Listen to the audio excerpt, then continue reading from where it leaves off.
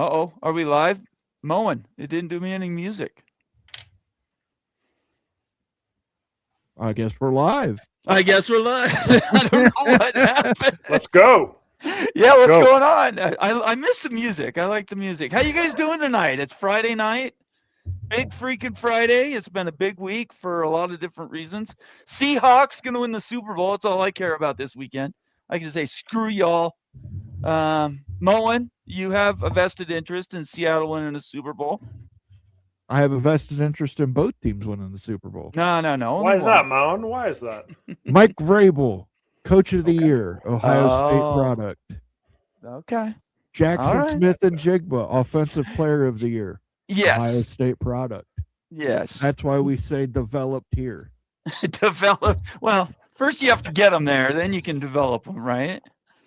I'd say we did a pretty good job on both those guys. I think you've done a fantastic. Ohio State is the class of the school, no doubt. How about you, Ute? You look good. You got your professor jacket on tonight. You loaded for some G6 realignment madness. Okay, guys. So put a lot of work into this one, and I'm hoping that we can have a really good time with everybody here. Okay, so laying the foundation of what you want to jump right into it right now. You don't want to do not yet, but we're gonna Okay. we are going to do the ultimate G6 analysis draft, reverse draft bubble. I will explain it all, simple terms and everything. Okay. But we will need the community engaged tonight. And we're going to get into some deep discussion on who are the key elite G6 targets. This was the genesis of this whole show was last week, actually. We got a super chat saying, hey, rank the top 5 G6 brands. And we felt like we just needed to expand upon that concept and really break it out because the G6 needs some freaking love. So we're going to do that on tonight's show, guys. I love it so much. We do have some news to go through, so I didn't want to dive right into it. Is there anything you guys want to get out before we jump into news and comments and all the fun stuff? No, let's get some shout outs in too. Let's get some warm up in here. Yeah, of course. We already got a super chat in the door. Mark Bowman starting us off, even though we didn't start with music. Mark's starting us off with a super chat. Good to see you, Mark. $10 super chat. Mark's a valuable member of the College Football Mafia family, longstanding OG member. I will have to multitask tonight, listening to your show while watching number 5 Iowa versus number 2 Ohio State in wrestling on the Big Ten Network. Moen, you watch wrestling. I do. I love wrestling. And what about college wrestling is it that you like? It's the peak of wrestling as far as I'm concerned. These are the kids that go on to the Olympics, guys.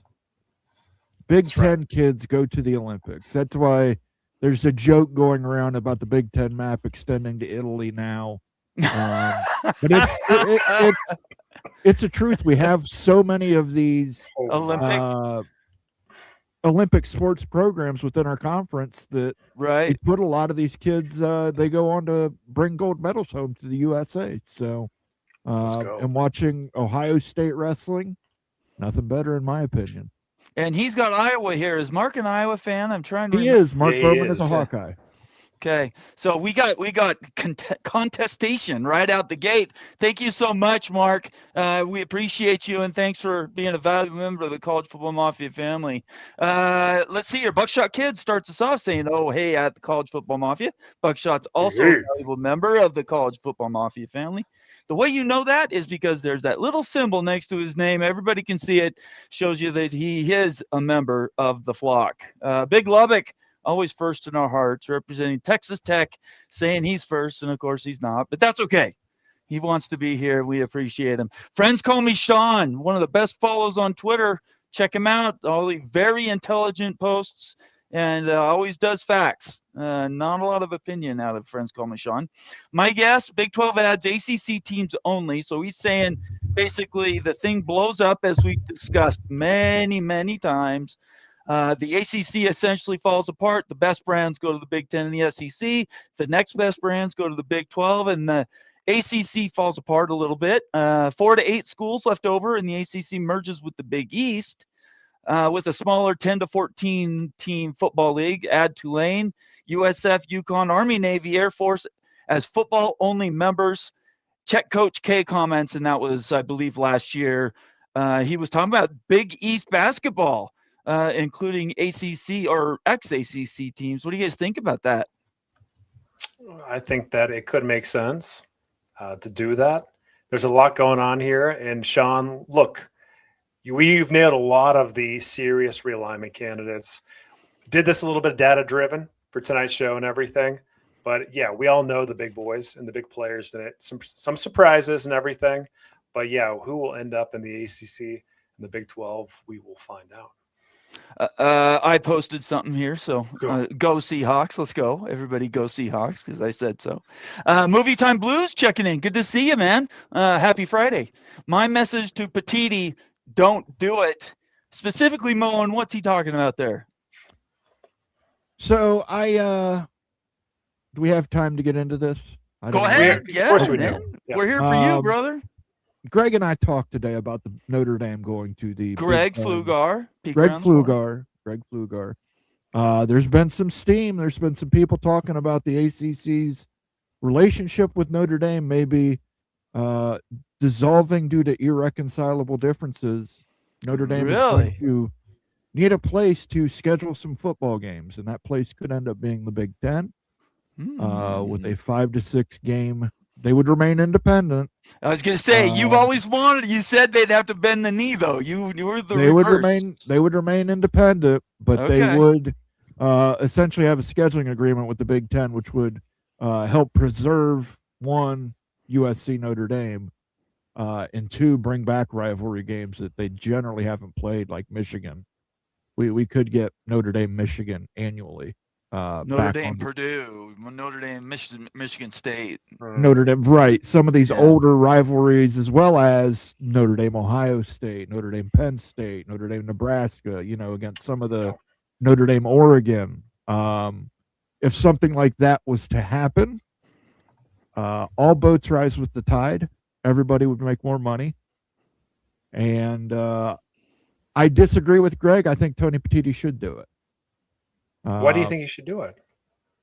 Again, it's more money, but the other thing is Notre Dame leaves the ACC. It falls apart. It blows up. Yep. It's literally pulling the pin on the grenade. Yeah. Everybody's going to be standing in a room with a grenade with no pin in it. Notre Dame just walked out the door. Everybody's going to have to scramble to figure out what they're doing. I think that benefits the Big 12, the SEC, and the Big 10. I think that benefits everybody. It gets the pack, the ACC, as we've talked about before. At that point, you pack the ACC, and everybody benefits. That's not the ACC, and maybe consolidation and realignment will cool down for a nice long time. What do you think about that, Ute? I think that it's a bit surprising to hear. Just because this is the exact opposite of what we have talked about for the last few years. I think it makes sense, though, to kill off the ACC. Why you try something like this. And you add value doing it if you're the Big Ten. You just have you have established games with Notre Dame. It's kind of like a win-win for all parties. I guess the Big Ten, it's not as much of a win as for Notre Dame, but it's still kind of a win. And that really makes it interesting for Big Ten realignment. If Notre Dame is not fully in and they keep playing that card, how long can they do that? Will this scheduling agreement stop once the Big Ten fully expands with the schools they want in the ACC? And is it just a leverage play, a short-term leverage play to get Notre Dame to bend the knee to the Big Ten? That's where my mind immediately goes. So surprising to hear, basically swapping the ACC for the Big Ten. Notre Dame's perspective here. My opinion is, and sort of always has been, I've always sort of looked slyly to the side when Moen said that the Big Ten will never do a scheduling agreement with Notre Dame, which is what he's always said. So this is a little bit different tonight, although it's only a nuanced change. Let's not be, kidding ourselves. The difference between them joining the Big Ten and having a scheduling agreement is really only a line item on a contract. At the end of the day, it would essentially dissolve the reason for the ACC to be together anymore, and everybody's going to be lifeboats. So I think it definitely could do it. everybody's going to scramble, and this may seem a little cutthroat, but people are going to take pennies on the dollar to get into the Big Ten, the SEC, and the Big 12. Yeah. They are. So, I mean, in some places, State. Sacramento State is talking about paying $10 million to join the Mountain West conference. To join the Mountain West. Right. Yeah. Can you imagine what a school like Duke would be willing to pay to get into one of these conferences? It's astounding. We're going to talk about it a little bit on a Moen Confidential coming up. It's called One Score Plus Four More. We look at the 24 team.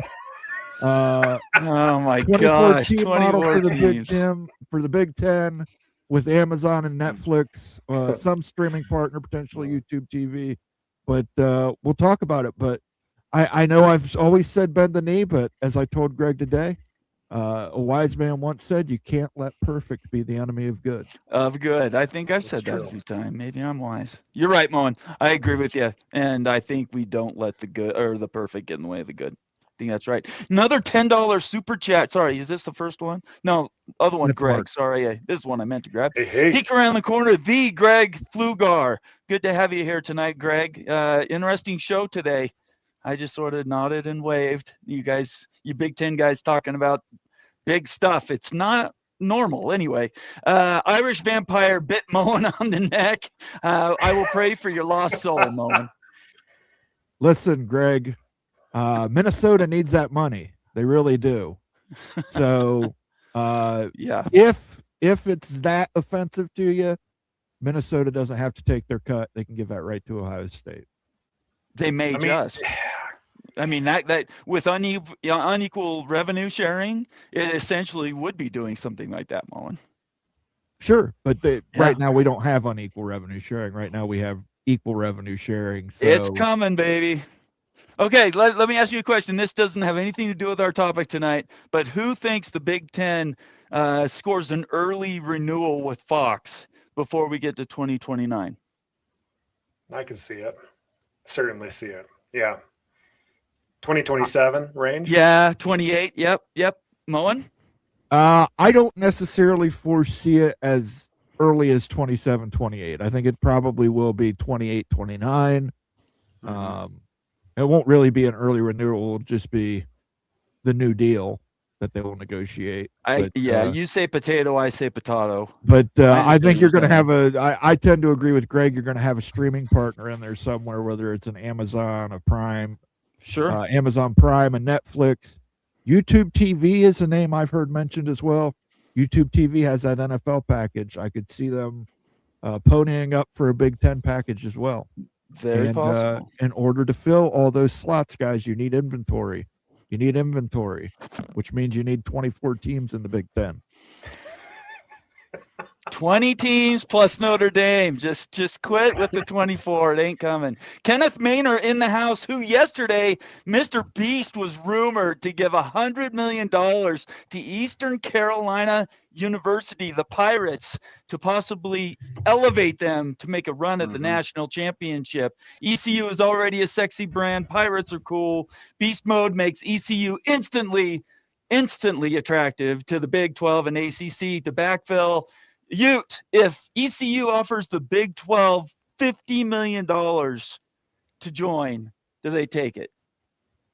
Depends on what state the Big 12 is in. If the Big 12 gets rated by the Big 10 and the SEC, then absolutely, probably. And we're going to outline, who those candidates are here soon.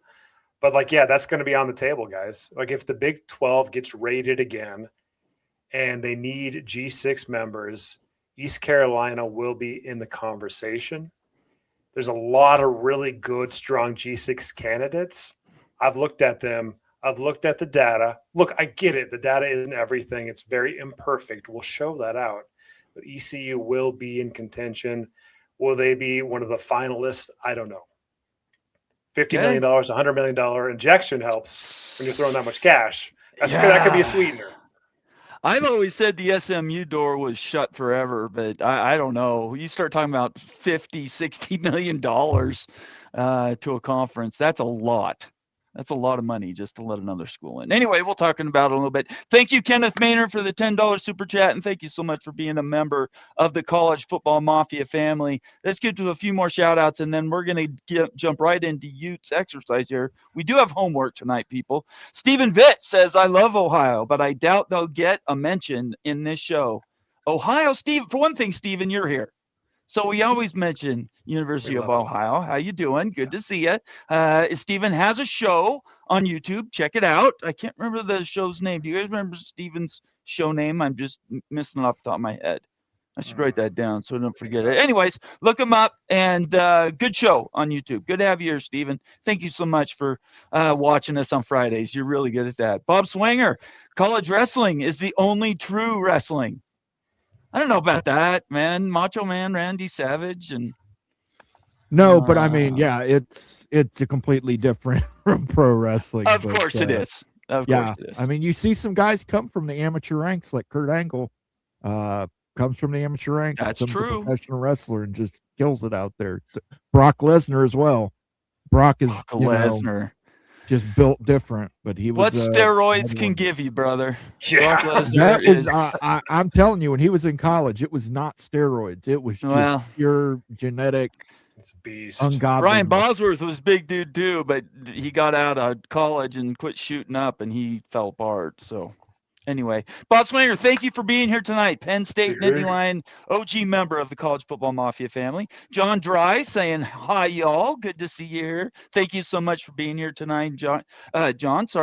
And Carla Jenkins TV, somebody you should all follow on Twitter. Carla's always on top of people's video clips. Really gives us a lot of credit. Really appreciate all the hard work that Carla does. Good to see you here tonight. Stephen Vitt, Sac State is offering $10 million for a Mountain West, that's true. It was the Mountain West Conference and the Mid-American Conference.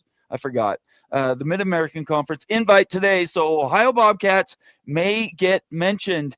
Man, does Ohio try to do the same thing? Ohio's mentioned it before too. They want to get to the Sun Belt. I don't see that happening. I don't see the Ohio Department of Higher Education allowing that, but they certainly want to. Very good. Evil Badger, $2. That would be Ryan Willie in here representing the Wisconsin Badgers. Big Ten in the house. $2 super chat saying Fickle declined his auto extension. He must want out. I think everyone wants him out. Why would he? Out. If he re-signs it, if he takes it, then when they fire him, he gets all that severance and stuff. Why wouldn't he take it?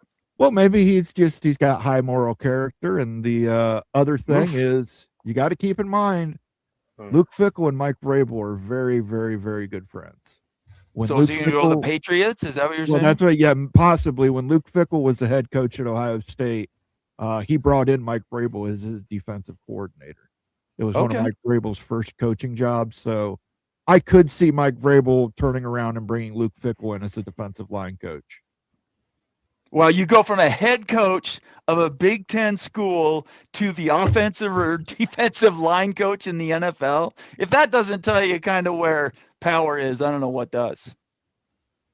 That's crazy to think about it like that. Becky Go Huskies just out of nowhere giving us a $2 super chat. Thank you so much, Becky. Becky is a valuable member of the College Football Mafia family and a member of the team, and we appreciate all the work that Becky helps us with and research and passion on the back end. Thank you so much, Becky.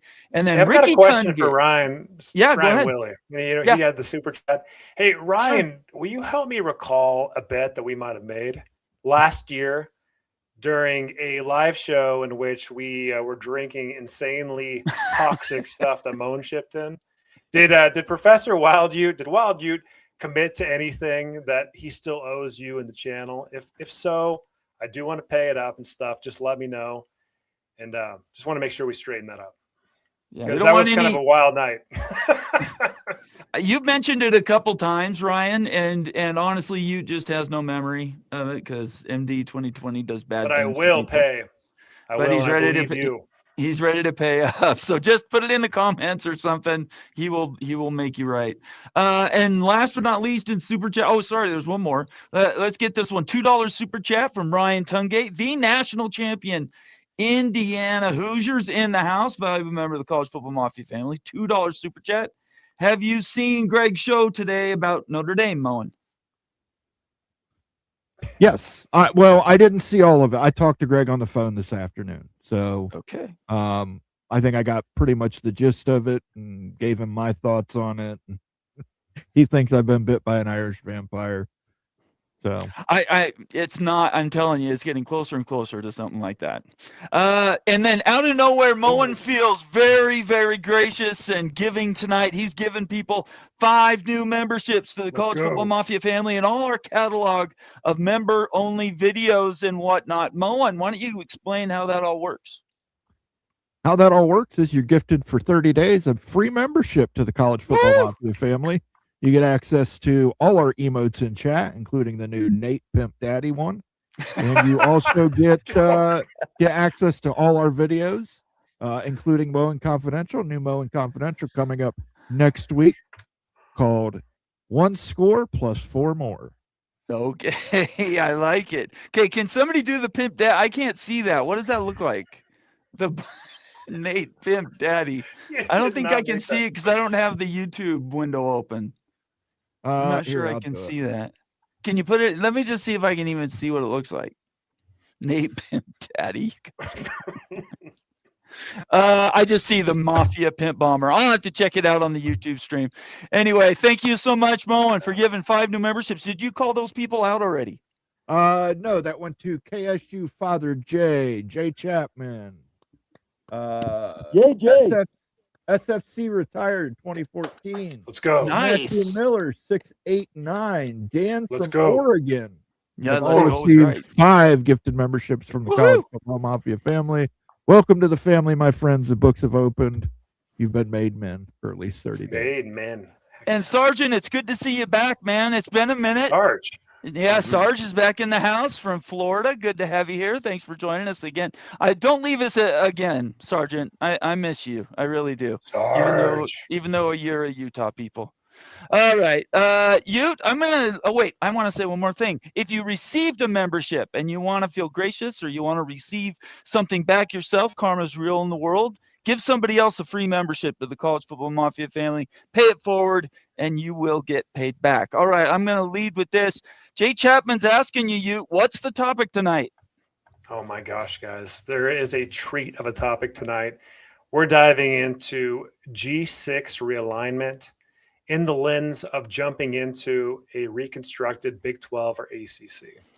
So G6, the top G6 teams, who is the most attractive for the Big 12 or the ACC? We're not going to look at the Big 12 by itself or the ACC by itself. We're going to say, hey, these are just the strongest targets, candidates out there for realignment. No one's ever done anything like this. Thought about the best approach for this type of show too, guys. And this is what we're going to do. We're going to get right into it right now. Let's go. Give me a let's go. Let's go. Okay. So, as you see on the screen, think of this as, I'm sure you guys have played fantasy football, NFL fantasy football before, right? Oh, absolutely. Yes, of course. Drafted teams. Yeah, of course. Yes. I'm sure a lot of our community too has played fantasy football. So the way to kind of think about this game is kind of like a fantasy football draft. But we're going to do it in opposite order. It's not going to be too hard. We're going to break it down, making sure it's really easily understandable. Just like in a fantasy football draft, we typically have like a big board of the best players available. That you could just say, hey, in this draft spot, I can choose this guy. That's a good pick. You know what that is, guys? That is our big board right here. Okay. There's a big board that's been established of all the schools that you're seeing on your screen.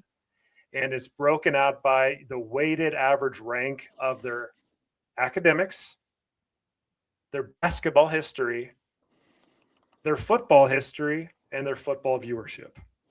Those 4 attributes all go into the big board. Whoever has the best academics, basketball, football viewership combined is the top schools on the big board. And so we'll jump over to the big board right here. I'm going to zoom in because it's really small. Okay. You're seeing the big board right now. This is what the data by itself, look, I don't even agree with all the data here, But this is just, I needed to put it out here so we could go off of like a starting place for this exercise. Okay. Based on the academics, that's the 4 academic rankings for the most recent year. Basketball history, football history, that's the Winsipedia Blue Blood rankings and viewership. The breakdown of the top big board schools, the top schools in G6 realignment, at least the top 18 are as such. Navy's number 1, and it goes down to East Carolina in 18th spot when you factor in all those attributes. Is there any questions so far, guys? Nope. Okay. So when we go through this exercise, do note that there has been a database big board established. And if you want to pry into their academics, the basketball history, football history, or their viewership totals, we have all that data that we can go cross-reference if there's any discussion points. Just wanted to lay that foundation, okay? Okay. Now, all right, let's go. This is how it's going to go, guys. So before we join and before we start the draft board, like a fantasy football draft board, we need to determine who gets into the draft. Okay. As you see to the left-hand side, safe. There are 12 spots here, and there are 10 schools that are currently in the safe zone. That means they're in the game at the moment. They're going to be drafted. However, there are 8 schools here that are bubble teams. The data says they're bubble teams. They're not the top elite teams. And this is based on the big board. The top schools on the big board made it. And now we've got the bubble teams who are at the bottom of the big board. So our first objective here is to create a 12-team draft. That means that we have to pick 2 teams from the bubble to be in the draft. And so how we're going to do this is, Nate, you're going to start out here. Look at the bubble schools to the right and throw out a name of what's that top brand that you think should make it into the draft. I'd have to say UConn. They're ex-Big East. They are, arguably the best basketball brand in the last 25 years. And they are at least trying in football. So UConn would be my first one. Okay. Moan, how about you? I have to agree with Nate. UConn. It's a basketball blue blood. They just hired Jason Candle. There's talk of a new stadium. I think you got to go with UConn. I'm with you guys. So there's 3 votes right there for UConn out of every one of these bubble schools. UConn is in the field and will be in the draft field. Okay, we've got 1 more spot left for all these bubble teams. Kenneth Maynor, your ECU's right here. UNLV's in the game. Air Force, JMU, App State, UTSA, and Colorado State. Man. We have to choose one of these schools, or else if you think that a school in the safe zone should not be there, we can have a discussion about that. But who, Moan, would be your next pick for the bubble? Well, one, if we're taking somebody out of the safe zone, I'm taking Fresno State. Yeah, I would have to agree with that. You guys both think Fresno State would not be in the safe zone if we were looking at G6 not. Looking at the bubble teams, I think there's bubble teams that are more deserving to be on there than Fresno State. Agreed. Okay, so I will say this. Fresno State, if you're looking at the attributes that made the safe zone, right, the big board, Fresno State has really strong academics compared to most of these schools we're looking at. The basketball history is lacking a little bit, but the football history is there, and the viewership's pretty good for a G6 school. Plus ancillary factors like market of Fresno and everything. I don't know, guys. If you're factoring in all that, I'm okay with removing them still. I would, hey, Mona, see what the community thinks. Should we remove Fresno State or keep them? That's a good one. Yep. And then if you wouldn't mind doing that in the chat, we'll just keep talking about just adding this last bubble team, because we still need to add one more if Fresno stays in or goes out. So Go ahead. I was just going to say this is the reason I picked Fresno out is, have you ever been to Fresno? Yeah. I actually drove through Fresno, and they're good people. We're talking about big boy football at this point, right? We're talking realignment, who gets the call up, and I I just don't think they make it. But anyway, I just saw agree that with you comment. guys. Immediately when I looked at like the safe zone, Fresno State's the one that jumped out. But then based on like the big board, they're actually the fifth best option. Okay. Which is, I mean, but it doesn't mean that data is always right. You know, like that's why we're talking about this too, is like you've got to actually do the analysis and see how it shakes out. So I'm completely fine with leaving them off. It's just, we'll see what the community says. That will be the swing vote. But Nate, just to put it back on you, what other bubble team do you think deserves to be in the field? You got Colorado State, App State, JMU, Air Force, UNLV. So UTSA's coach came out yesterday and said, we will essentially sell our athletic department to you for social media purposes and anything you want. We will give you 24/7 access. We will essentially turn our entire athletic department over to somebody, a streamer or somebody else, to pay them to get into I think it was the Pac-12 they were trying to do. But anyways, get one more up. And that, or maybe that's not true. It was the ACC or the Big 12. I'm sorry, I was skipping a step. But regardless, that's crazy, right? It's like the Mr. Beast 100 million go win a national championship type of stuff. But at the end of the day, I'm a traditionalist, and I think Air Force has to be in with Navy and Army. That's where my brain goes, is if you have the other two in, I cannot see the federal government allowing Air Force to get the dovetail at the end. I just can't see it. I think it warrants a conversation about any service academy and realignment.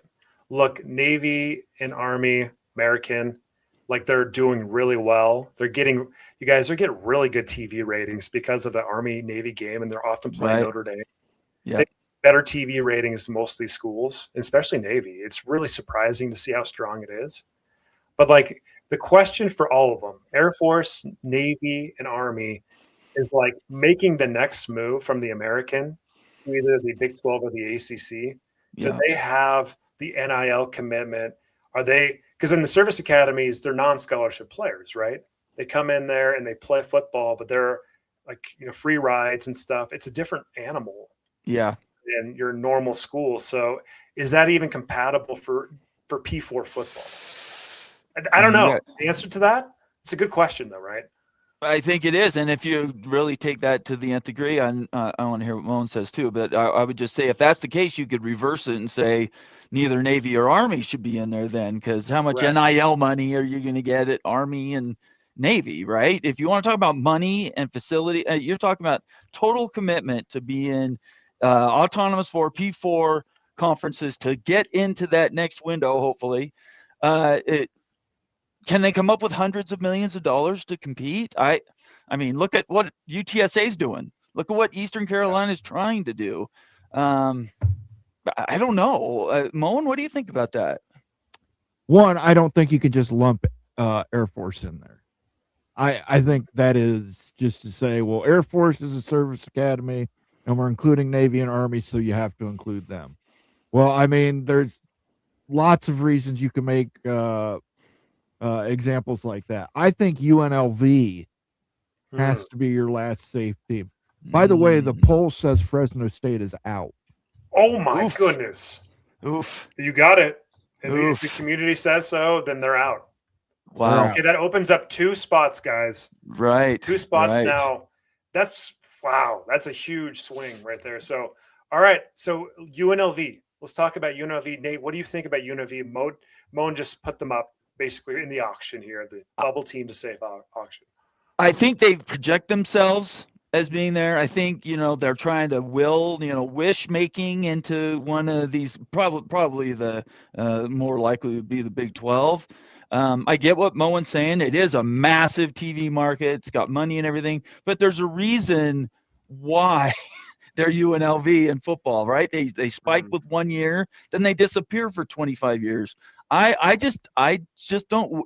Just because they play in a pro stadium does not give them auto access to a power conference, right? Miami plays they're one of the rarities. Miami plays in a pro stadium and actually can fill it when needed. UNLV, they're not selling out, whatever the name of that stadium is down there. So I get all the positives, but it's not like there's some academic monster. And I just think there's guys that want it more. UTSA right now and JMU, we have to give credit to James Madison too. They are trying, right? They are literally out in the news, lobbying and trying. The only people I see selling UNLV are social media people. Listen, when was the last time you saw their coach go out and fight for anything? Well, I think their new coach has gone out and fought for stuff. And I think they've shown a commitment towards football by hiring that coach. But they did. They did spend a lot of money for him. Yeah. There's NIL commitment in Las Vegas.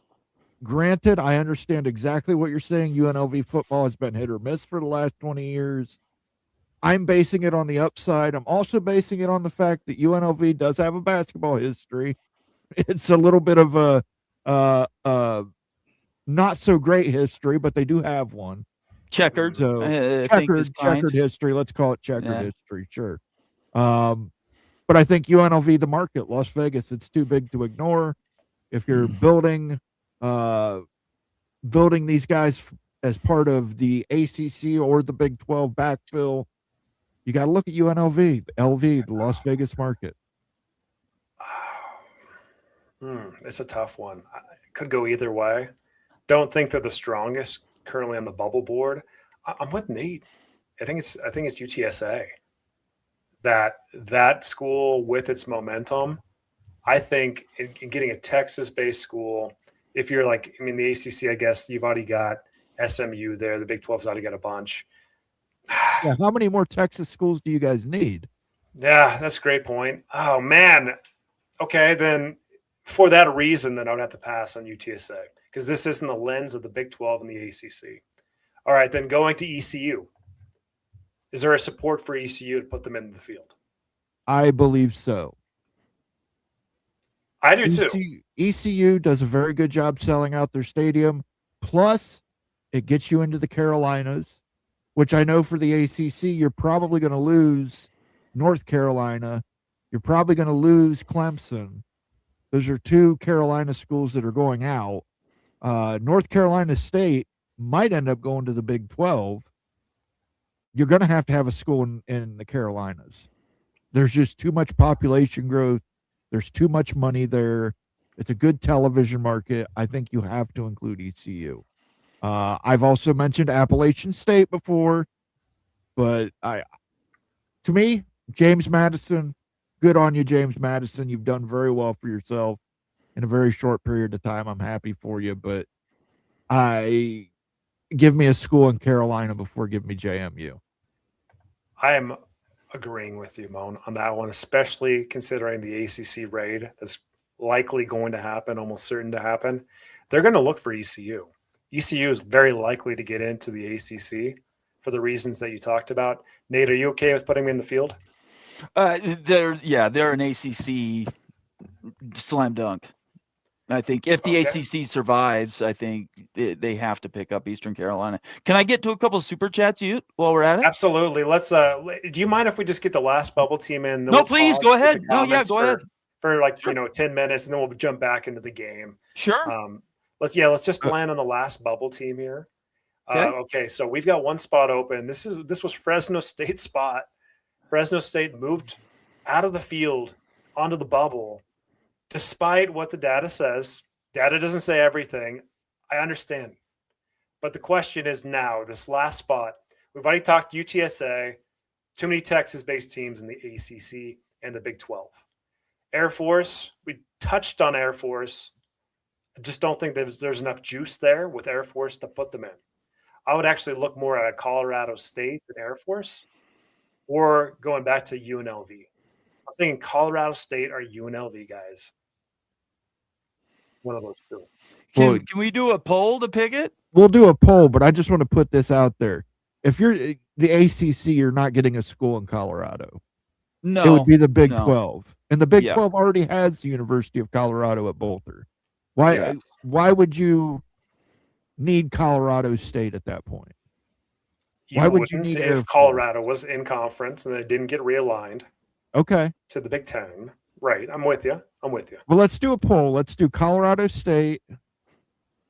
I think UTSA, UNLV. And I'm going to put JMU in there. Okay. just for sake of adding another option in there, but you guys will make the decision on this. Add option. And while Moen's doing that, let me just say this. I think you were bang on with the ones you already have in here. I think the ones you already have in there, I don't even think there's really anything to question. This last bubble team, honestly, is going to come down to which conference needs it and what is the need at the time. Region coverage certainly is a thing. An ACC might want to go farther west for all we know, right? I don't know. But I think that's really what's going to drive that last one is who needs it more than anything. Yeah, looking at that, oh my gosh.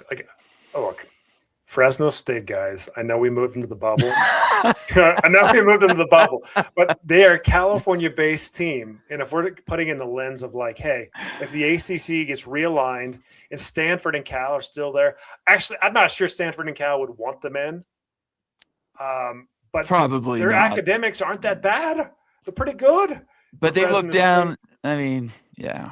It's hard for me to see Cal and Fresno State in the same conference. And here's the thing. Hey, let's be forward. Stanford and Cal might both be in the Big Ten by now. Yeah. So it's possible they're not even in those conferences, right?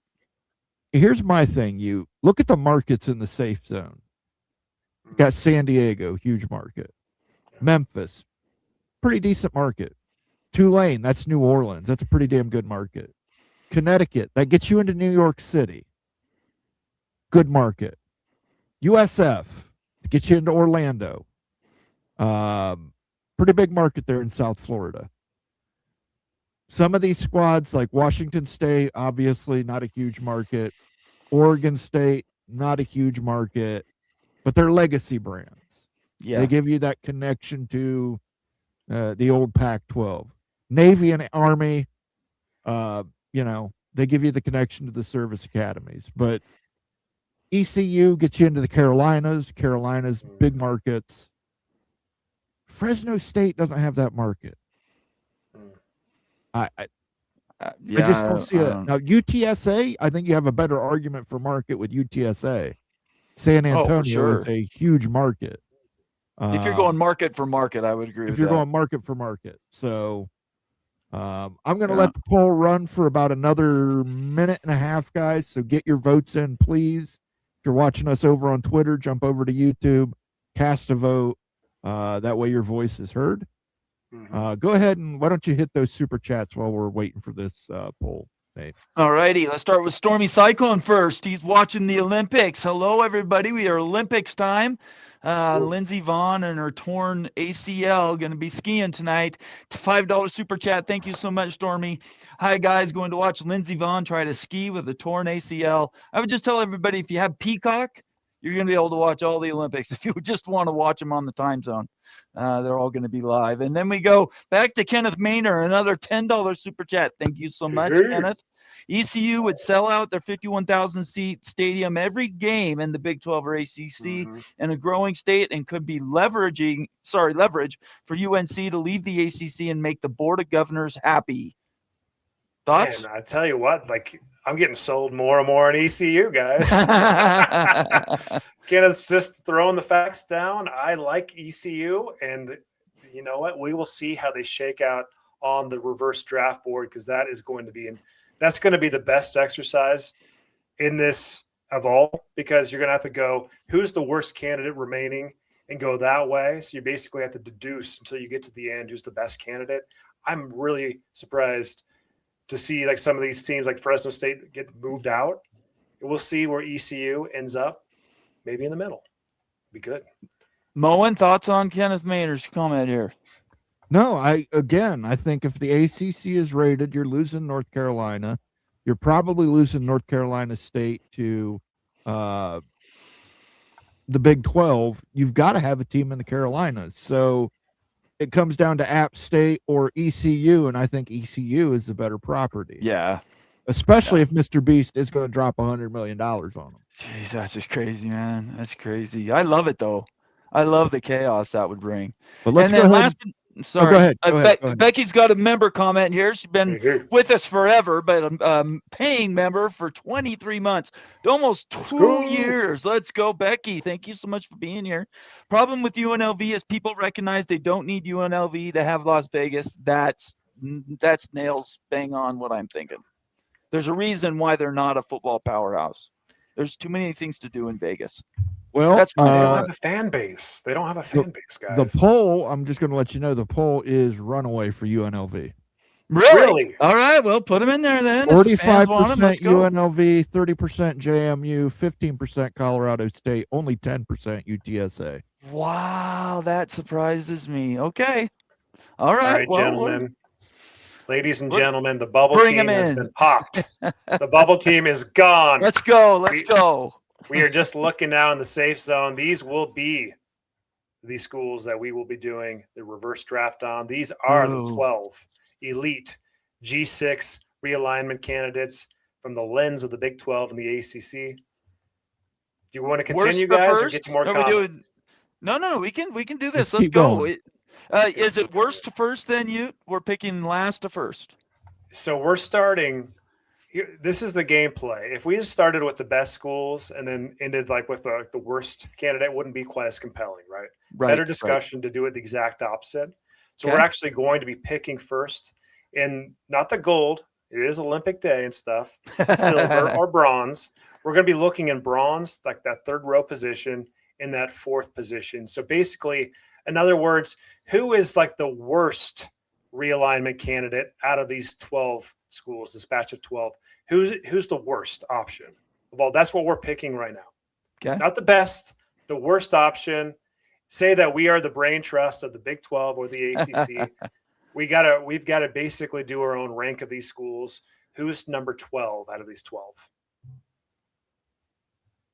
Moen, I picked first last time, so Moen, go ahead. I will go ahead and say Memphis. I think that's crazy talk. Football program's down, but more importantly, the basketball program's down. It is.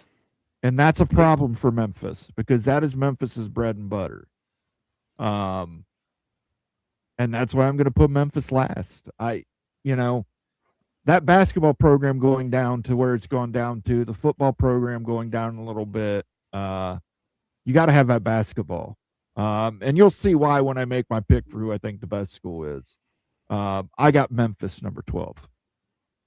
Nate? Oh boy. Well, it's not Memphis. I would probably, if we're looking at all these, I would probably say Army. I don't know where the social media comes. Where's their buzz? They have one game a year, 2 games if you count Notre Dame. Other than that, I support the service academies, but I don't get out of bed to watch their football. They run all the service academies run triple option. They run the wishbone, the wing tee, anything they can to minimize the athleticism of the other teams are playing against.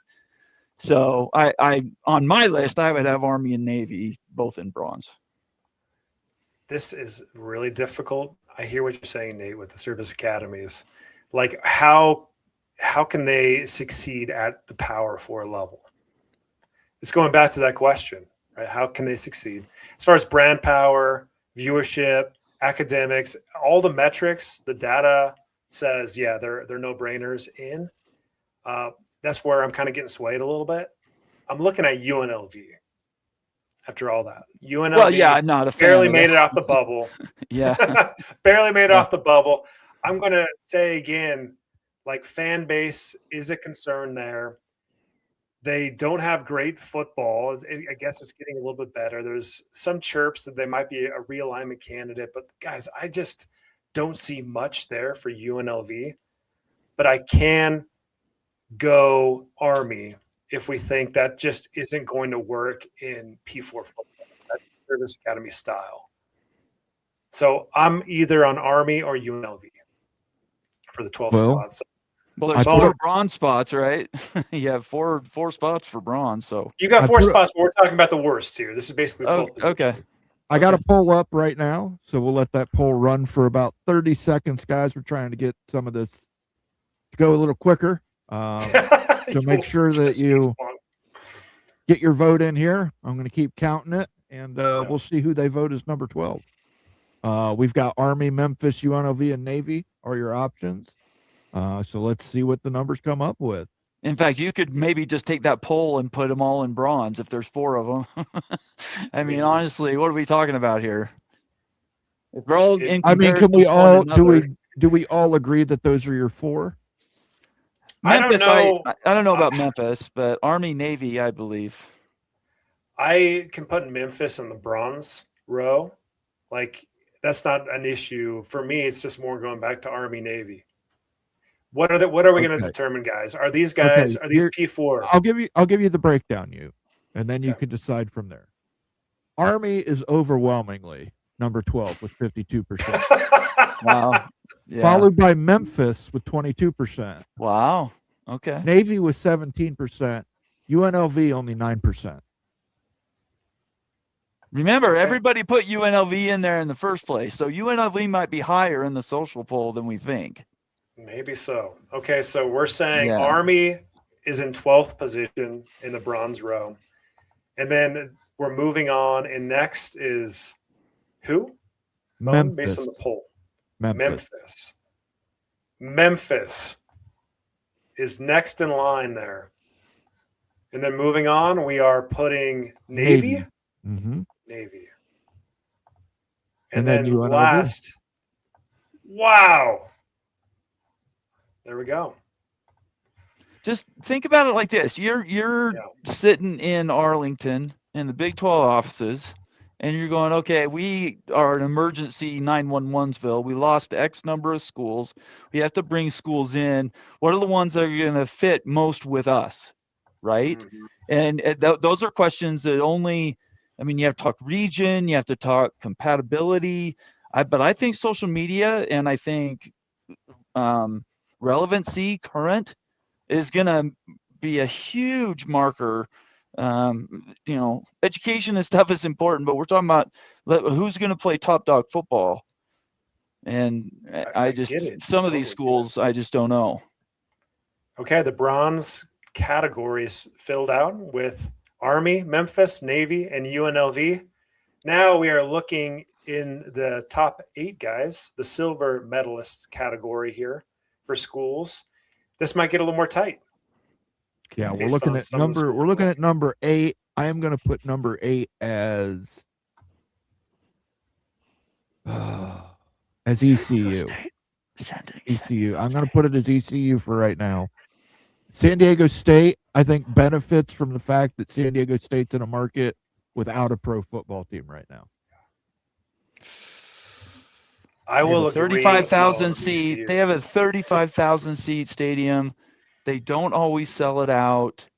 Nobody goes to San Diego to watch football. They go to the beach, to go to SeaWorld, maybe Tijuana. I think San Diego is I've been there once. It was a beautiful town. I'd love to live there, but I would not be thinking about football once I come down out of those hills. So, okay, let's put it this way. So if we're the Big 12 of the ACC, is ECU or San Diego State more attractive? If there's schools that leave and there's some openings, which of those 2 schools, if we just pit them against each other, does the Big 12 of the ACC want more? Well, I think, you're asking a double-sided question here, because I think the Big 12 would want San Diego State more. I think the ACC would want ECU more. You got to remember, we've taken Fresno State out of this. Does the Big 12 want in California? If they want in California, they're going to have to take San Diego State. Well, if the ACC, if Stanford and Cal are still around, they might want San Diego State there too. So let's all jump in the Wayback Machine. 3 years ago, when realignment was all the rage and San Diego State was challenging for a basketball national championship and all this stuff was going on, they were pen to paper. They were joining the Pac-12, and then the Pac-12 blew up. If they were that good of a brand, if they were that good of a school, the Pac-12 would have stayed together by anchoring in San Diego. As part of the Mountain West Conference, it's covered as part of the WAC. I'm sorry, Marshall Falk What are we talking about here? When was the last time some of these schools were playing ginormous football? I mean, the standard is so much higher now than it was 25 years ago. San Diego State brings good basketball. This is realignment's football. How long have we been saying that? We've been doing this for 3 years. Be number one, but you've also got to consider all the options. I'm just saying.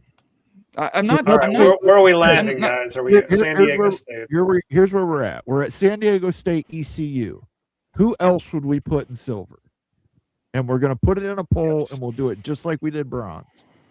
Okay. We'll do a ranked choice voting. Sure. I think the other two silver medalists would be Boise State and Tulane. Okay. Disagree with you hard here. I think Washington State and Oregon State are your two other silver. I think Boise State's number one. So I don't know what we're talking about here. I think Boise State's clearly a gold. So we're going to have to eliminate that based off of that. All right. Boise State. Tulane. Nate, what do you think about Tulane? Do you think Tulane is a gold or a silver? Man, they're winning football games. I'd say they're a gold brand. Yeah, I agree with you. I think Tulane's a gold. USF. I like USF. I do. But do you like them? Do you gold like them or do you silver like them? I don't know. I'm trying to do this math where I pick the top ones. You gave us this calculus problem, and I'm not good at math. All right, I'm trying to fit everybody in the middle. Just look at it. Who's the worst? Oh god, who's the worst here? Just throw the worst down. I still say it's San Diego State. I'm sorry. Which we've got them in the poll. I put San Diego State. I put ECU in there. Yeah, they will be in these positions. I think UConn is a silver. Okay. What about you, Nate? Or what do you think? You think UConn's a silver? I think UConn's a gold. I do as well. So just because the steam with the Big 12. I know they were a bubble team based on the data, but I disagreed with that, and I'm glad that we put them in the field. Let me at least put Washington State out here. Pullman is not a huge media market, passionate fan base, but I think between Washington State and Oregon State, I think Washington State is a silver.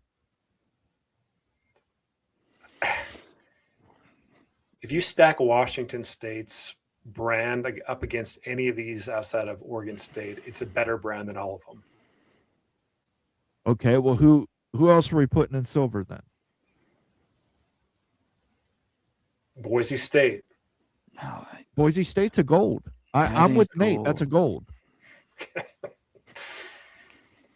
I get this exercise, and I love this frustration. Clint saying we're talking about both sides of our mouth. And Clint is exactly right. These are difficult questions, Clint. You get on Clint, here and tell us what your top 12 are and what order they're in. The value is in the conference. What is the conference value at the time? And if we only talked out of one side of our mouth, we'd be really hard to understand, too.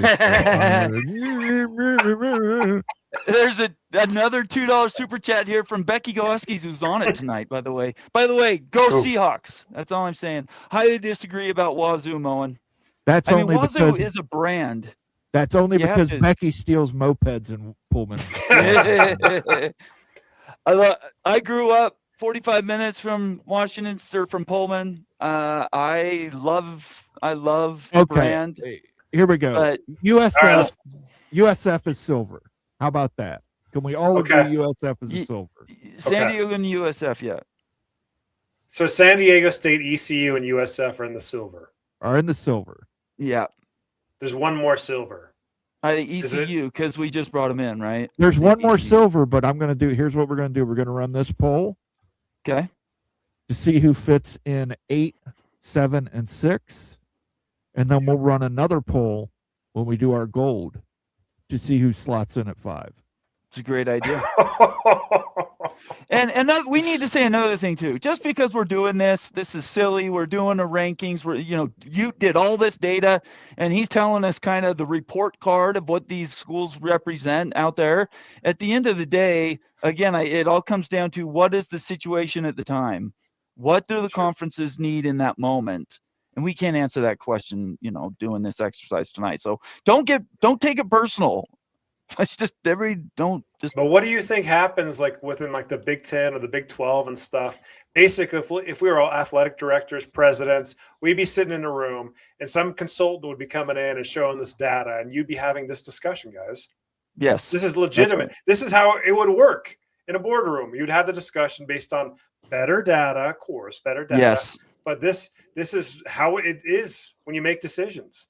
And so it's not perfect. Like you might flip-flop a little bit, but that is how it goes. And so I think this is really valuable to do, actually.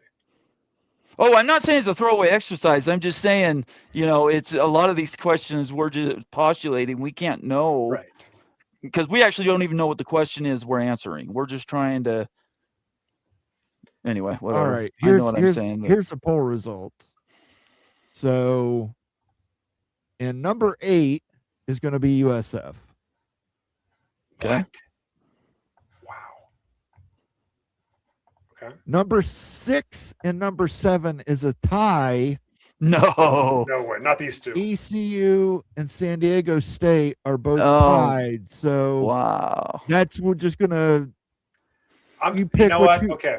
But they're both silver. Tied. We're considering them a tie. Yeah. It doesn't matter who you put in front. That's a tie. All right.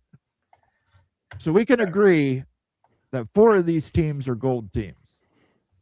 Yes. One of these teams is the best silver team possible. Yeah. Yes. Make your case, gentlemen, for your best. Make your case for who is a silver and who is a gold. Oh my gosh. Look, okay, so Boise State, guys. If you look at Boise State, it's got football history. Boise's in a smaller market, though. They don't bring any basketball there.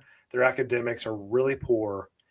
If you're actually looking at the big board, zoom in here and stuff, the data dislikes Boise State a lot. And the reason is because the academics and basketball and like the football viewership for the success is surprisingly low too. I just think it's a low upside candidate. And so I can't put them in the gold category. That's why I think about Boise. If you're hammering out all these, Nate, give me your thoughts on Tulane. Let's hear about your thoughts on Tulane. I just think Tulane's done everything they can to stay competitive and play big boy football. At the end of the day, that's all I think realignment's about anyway. So if you bring numbers, you've got a passionate, agitated fan base, and you're winning football games, and you make the CFP. By the way, before a BYU or Utah make it, regardless how they get there, it matters. These things matter. And so, while I've never been to Tulane, I've been to New Orleans, never. So I can't talk about it specifically out of experience. I just think that they have done everything they can to stay up. Now, are they a gold over Boise State, Washington State, or Oregon State? I do not believe so. I would put Tulane as the next silver. That would be my pick. Moan? All right. I am going to run this. I'm going to have everybody rank number 1 first. I can only put 4 poll options in here. My thing is number 1 is either going to be Oregon State, Wazoo, or Boise State. Yeah, that's what I have as well. I know you disagree with Boise State, but listen, the brand value through the roof. I think we've got to have Boise State. Okay. You disagree with that, and we'll note that. But I think those are your. I think Wazoo. Yeah.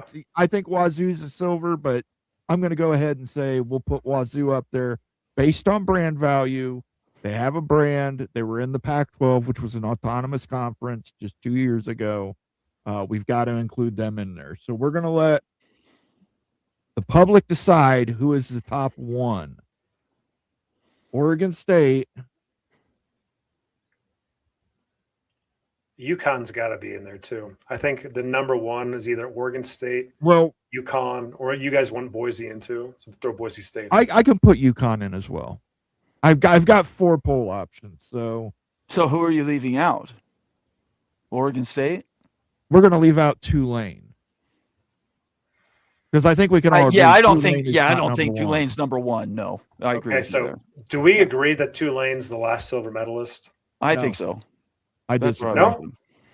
I disagree. But this will help narrow it down. We're going to let everybody rank number 1, and then we'll do ranked choice voting for 2, 3, 4, and 5.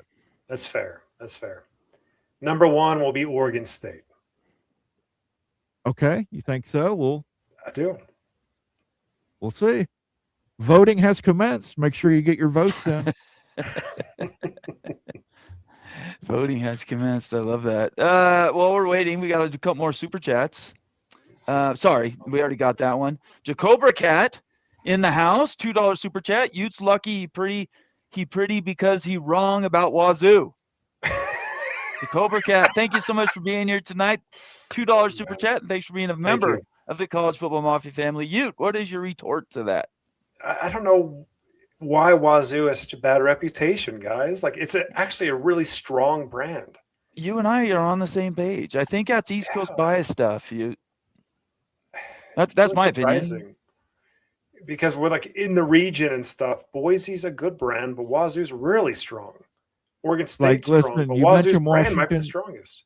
The first thing, like name association with Washington State with me, is Ryan Leaf. And how long ago has Ryan Leaf been there? Peyton Manning was getting drafted then. That was 98. Cam Ward was there. That was 98. Ryan Leaf. Yeah, but nobody remembers Cam Ward at Wazoo. They remember Cam Ward at Miami. That's fair. Yeah, I mean, it's obviously not Miami, but I mean, they did. Look, how does Washington State put these teams together that almost beat Ole Miss and are playing up and they have no money? They got their programs ripped out from underneath them, and yet they are fighting hard to stick around. Oregon State, Washington State forever should receive, I think, extra credit.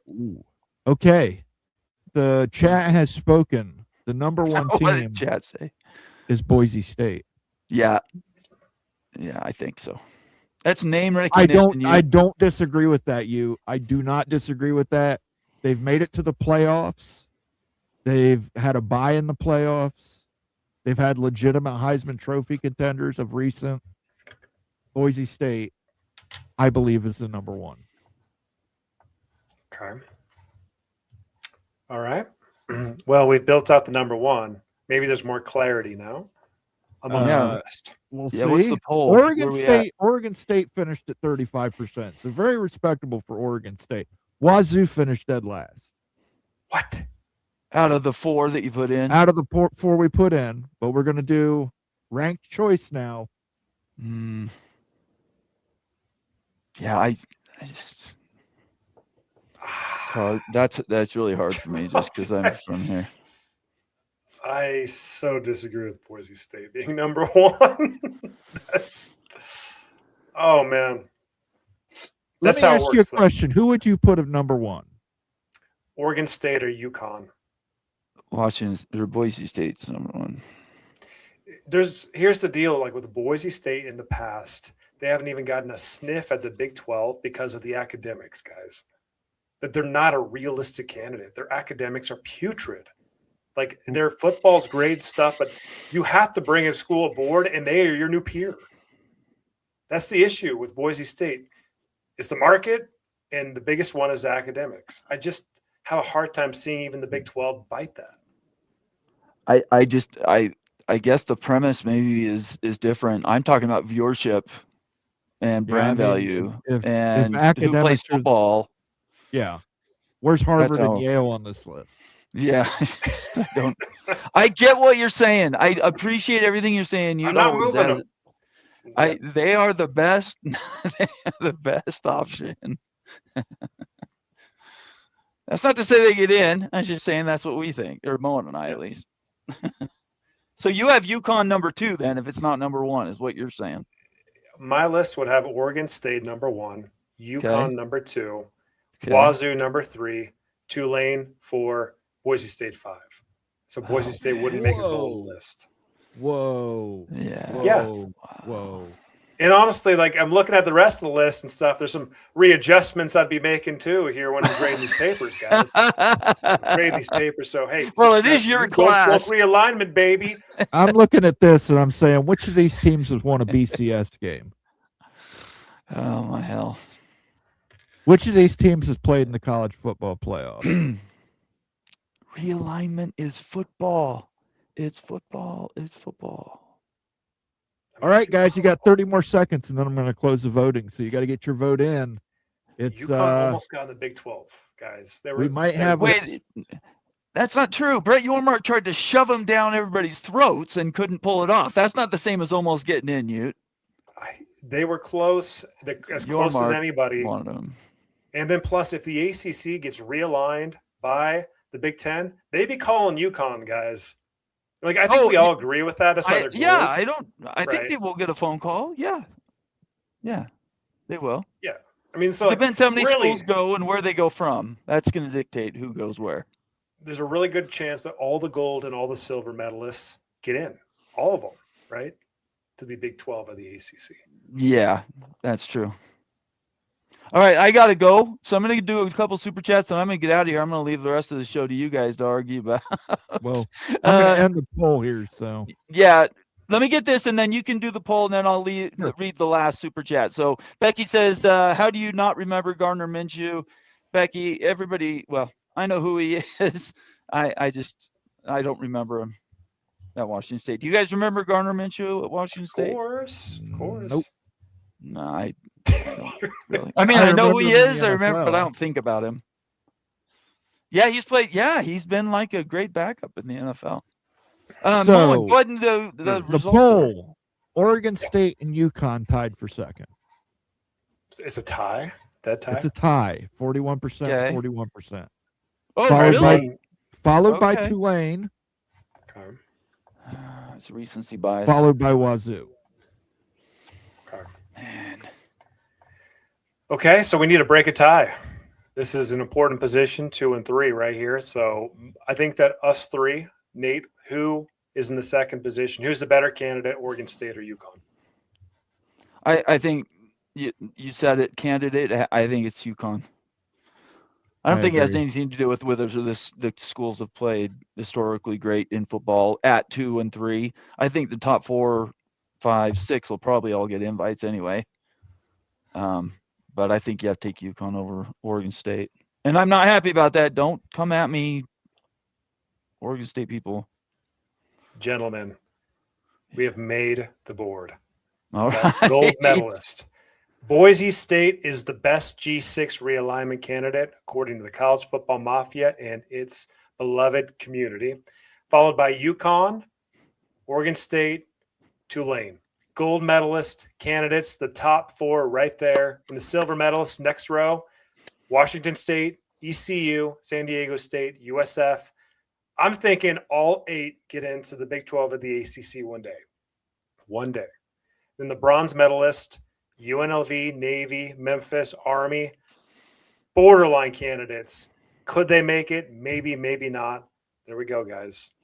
Your elite G6 realignment draft is complete. I love it. Well done, Ute. Good work. Excellent work there. That's really cool. You spend all kinds of time on that, and we really appreciate that.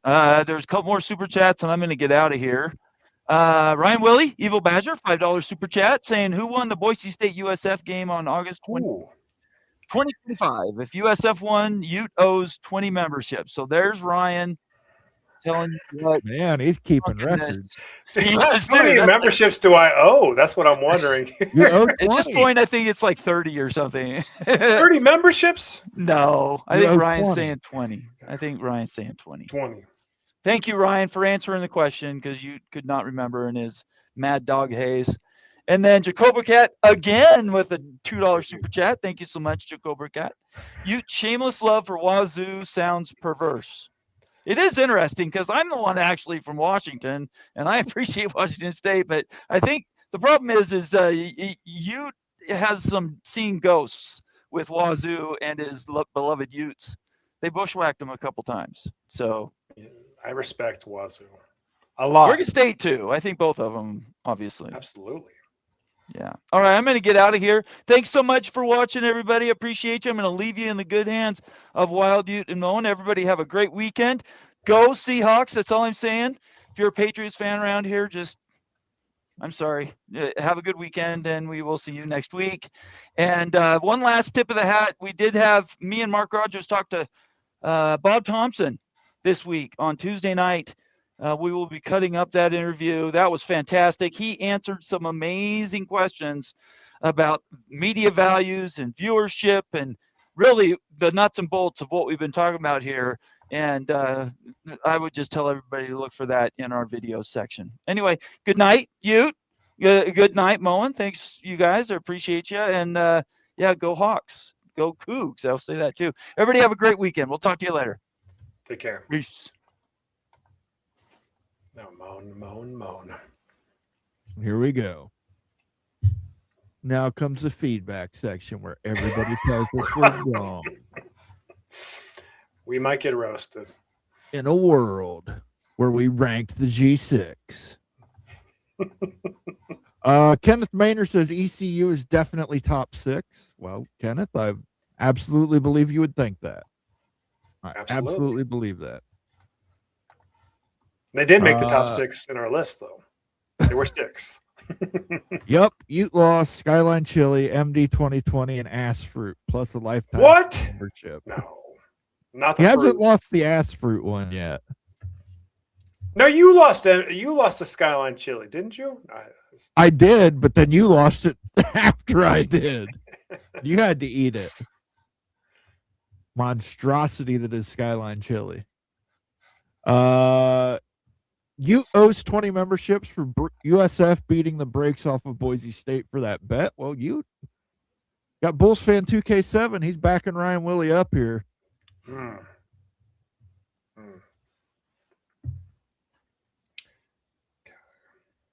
Mavs TCU says, hey, Big 12. Good to see you, Mavs TCU. Evil Badger Wild, you owed 20 memberships. You would have to give 20 if the Utes won. Mine was 20 memberships. I'm just going to say you owes because I think you owes. If How many ACC, memberships, Phone? 20. 20. 20 memberships. Okay. 20 memberships. If ACC loses North Carolina State, and Duke, then ECU makes sense for the ACC with Wake. That tells you how much little I think of Wake. I didn't even recognize them. I forgot Wake existed. Sorry, Wake.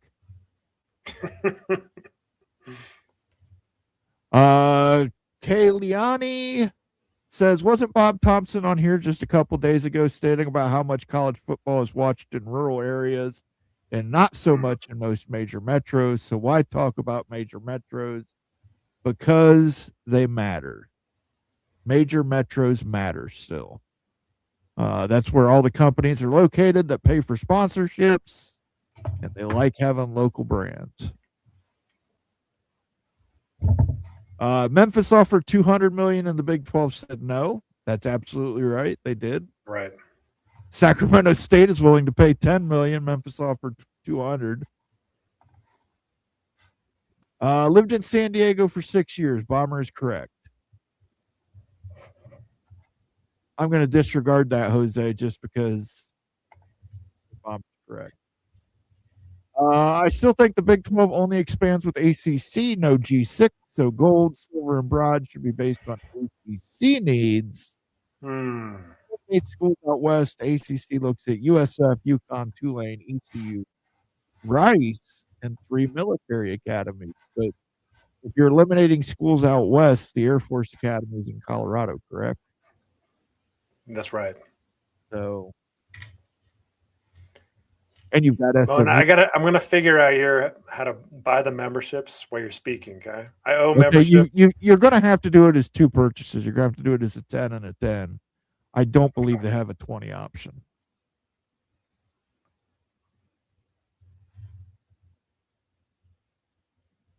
C. John's here. He says, howdy, fellas. So I like to think of expansion packages: gold, OSU, WSU, Boise, silver, Yukon, USF, Eastern Carolina, bronze, Air Force, Army, Navy, copper, Memphis, Tulane, San Diego State, UNLV, or Fresno. And here, I'm going to show him just how easy this is. As soon as I can figure it out, and that'll be helpful right there. And we'll gift 5 memberships to the community. Let's go. And those memberships went to Laura Wellborn, Jeff Woodward, Big Damn Slim, Big Adam Slim, excuse me, Break Show 99, KS fan. Oh. Hey. Hey. Oh.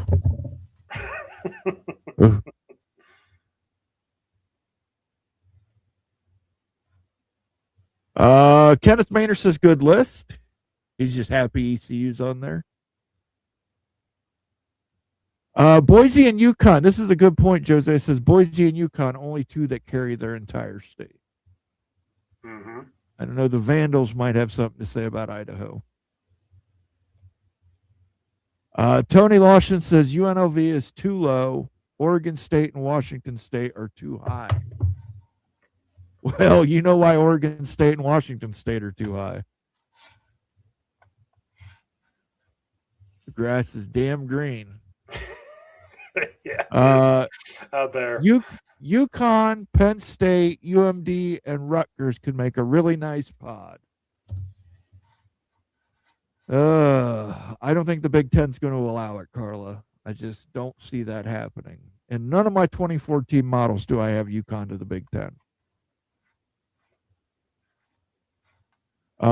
Boise State won against the Sooners. There you go. They won a BCS game. They did. BYU football says it's time to party. I need a drink after all that. I highly recommend Crown Royal Marquis. It is very flavorful. I'm drinking it with a full strength Coke. It is very nice. The rum and the whiskey play very well off one another. Evil Badger says he checked the video. I trust Ryan. Ryan, I trust you. He owes you 20 memberships, and we're going to see. No, I trust Ryan too. I'll pay that. We're going to. I'm almost there. Working on getting that. Working on getting it. And there was where I gifted 5 subs, and now we can get to the live comments. And I apologize for missing so many comments, guys. But we had a busy show tonight. Busy show, and that'll be quite the carve out for tomorrow. And again, I will be right back. Okay. Knock yourself out. You've got to go get his wife's credit card. So you will be here with me for the next few minutes while you does that. I will once again promo that this upcoming week, our Mowing Confidential episode is called The Score Plus 4 More.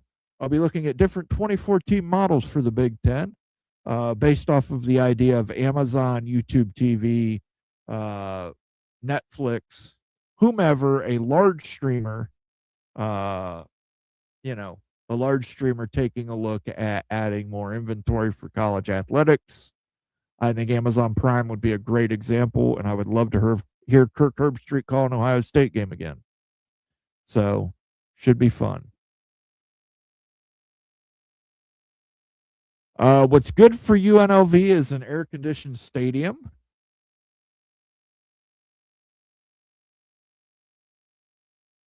Kenneth Maynard says UNLV is the worst. And Memphis isn't a sexy location to live in either. Memphis has a volunteer and rebels problem. Oh, okay, here we go. This all went through. So now I got to read off 20 names. Let's go. Let's go. This one's for Ryan. This one's for everybody. Everybody that I've made a bet with on this channel for the last year that I've owed. Paying the pipers here. He's still gonna need to eat. He's still gonna need to eat that ass fruit at some point. Those memberships went to. Oh, man, I got to look through my bifocals to see these. That college football guy. Let's go. Baby wants bling. Ryan Yerk. Morris Simmons. Boom. Sterling Holland. BR70. DM62. Boom. Tidegrad 88. David Kreitzer. Secret Agent. Rich 12. I somehow received a membership. Congratulations to me. Scott Peterson photo. Trent Brown. James Kane. Go Black 45. Dave's here. Nick Mutus. And Caden the Diesel Freak. And 71 Big Easy. And Mick Stevens. There's all 20 names. I had to read through my bifocals. There you go. Let's go ahead and hit some sounders here. We haven't hit any sounders all night because the soundboard's been down. But good news is I've got the good one going. That was legitness. Yeah, it was. Huh? Hey, give me a Go Utes at least, man. give me some Go Utes. I'll let you cook. Let him cook. Let him cook now. Let him cook. I said let him cook. I'm a bad man. You hear me? Tell him to bring me my money. Your ideas are intriguing to me, and I wish to subscribe to your newsletter. The most rewarding part was when he gave me my money. That's right. We bad. That's right. Okay. Let's get back down to brass tacks here. Let's do this. You looking super sharp tonight, dressed like that friend who won't stop flirting with your sister. Well, you can have my sister. You did not just say that. You did not just say that, Moan. Well, listen, everybody else has. You might as well. Trent Brown says, "Thanks for the membership. Thank you for the membership. Thank you for being part of the community. Thank you for doing the super chat. Appreciate that."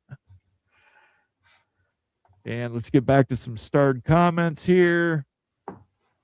Wife probably was, "What the fuck are you doing?" She probably was. He probably just told her internet porn, and she just. Oh my gosh. LFGU. Let's go.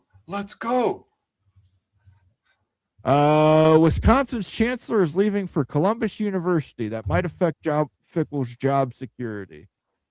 I didn't even know there was a Columbus University. Didn't know that. But you has paid his debt to you, Ryan. Just so you're aware, the 20 memberships have been paid.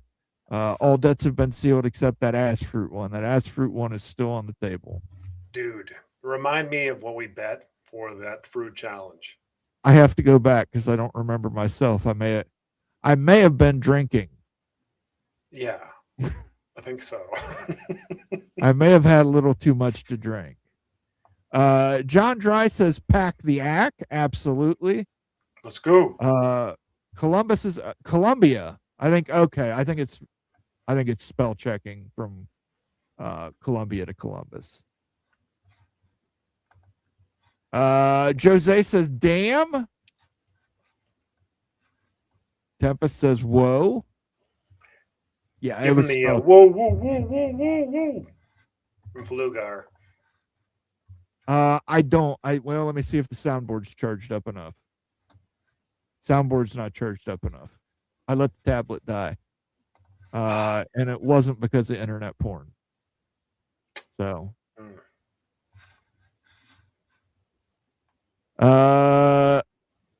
The ass fruit was that two Big 12 teams make the CFP. Yeah, that's right. You took two Big 12 teams to make the CFP. I said no chance in hell. Ass fruit is on the line. Durian is on the line. When are you not drinking, Moen? when I'm smoking pot. Other than that, Oregon or Washington, huh? That's right. We live in Ohio. Ohio, we have that law too.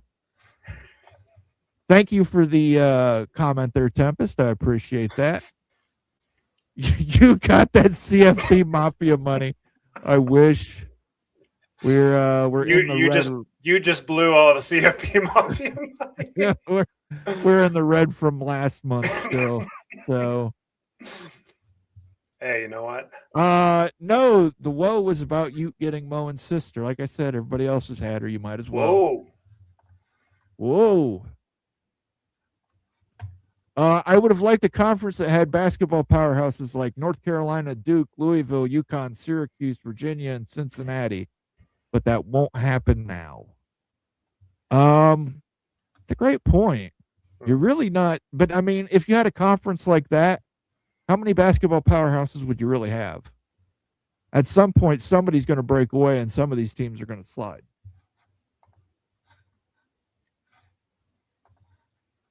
Correct? UNC, Duke, Louisville, UConn, Syracuse, Virginia, and Cincinnati. I mean, like, you've got the biggest brands there already in the ACC. I don't know if, like, really adding Cincy and UConn lifts you much more. So I think that, like, the ACC's current configuration's the best it can get for basketball. And look, the Big 12 right now is the best basketball conference, but the best brands. That's what we're talking about. UNC and Duke are at a completely different plane than anybody outside of Kansas in the Big 12 conference as far as basketball.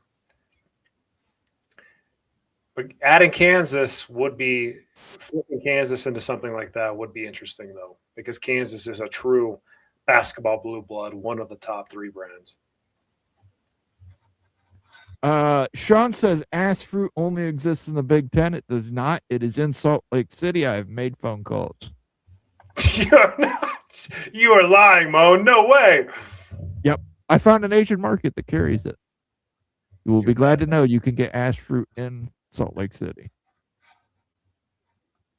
Wild you could explain buying corn sites to his wife easier than the membership bets. Yeah, those corn sites, those really get to you. When Pflugar was talking about silos, I don't think that's what he was talking about, Daniel. But I'll be honest with you guys. The wife's out of town for a couple of days, so I think I'm going to be fine. We're good to go, guys. Yeah, until she gets that notification on her phone, and Wild Ute gets pulled away from the screen real quick. That already existed. It was called the Big East with non-conference games with UNC, Duke, and UVA. Mm-hmm. Kenneth Maynard says, all hail the G6 Mafia. That's what he likes. That's what Mr. Maynard likes right here. ECU in 6th position. And that silver medal row, Washington State, ECU, San Diego State, and USF.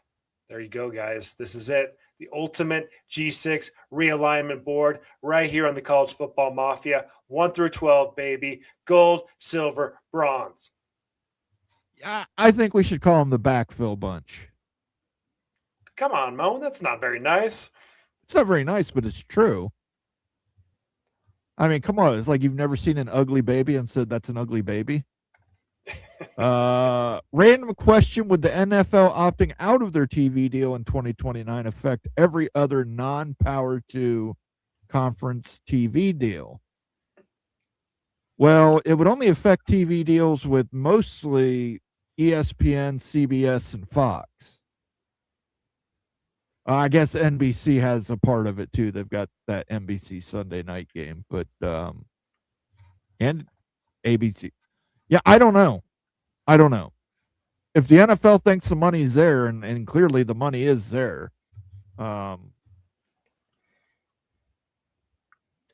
I don't think it has any bearing on college football is the second most valuable live sports property in the United States behind the NFL. It's so valuable, especially for these big branded conferences like the Big Ten and the SEC that they're going to get premium television rights. It's going to continue happening. The NFL is going to get theirs, but it's not going to take a chunk out of college football, elite college football. It might out of other different sports that are becoming less popular. Aren't corn sites banned in Utah? What the heck are you guys talking about? What is a corn site? Where you get corn, man. What are you talking about? Listen, I just want to put this out here. Creamed corn is a monstrosity. Sweet whole kernel corn is the way to go.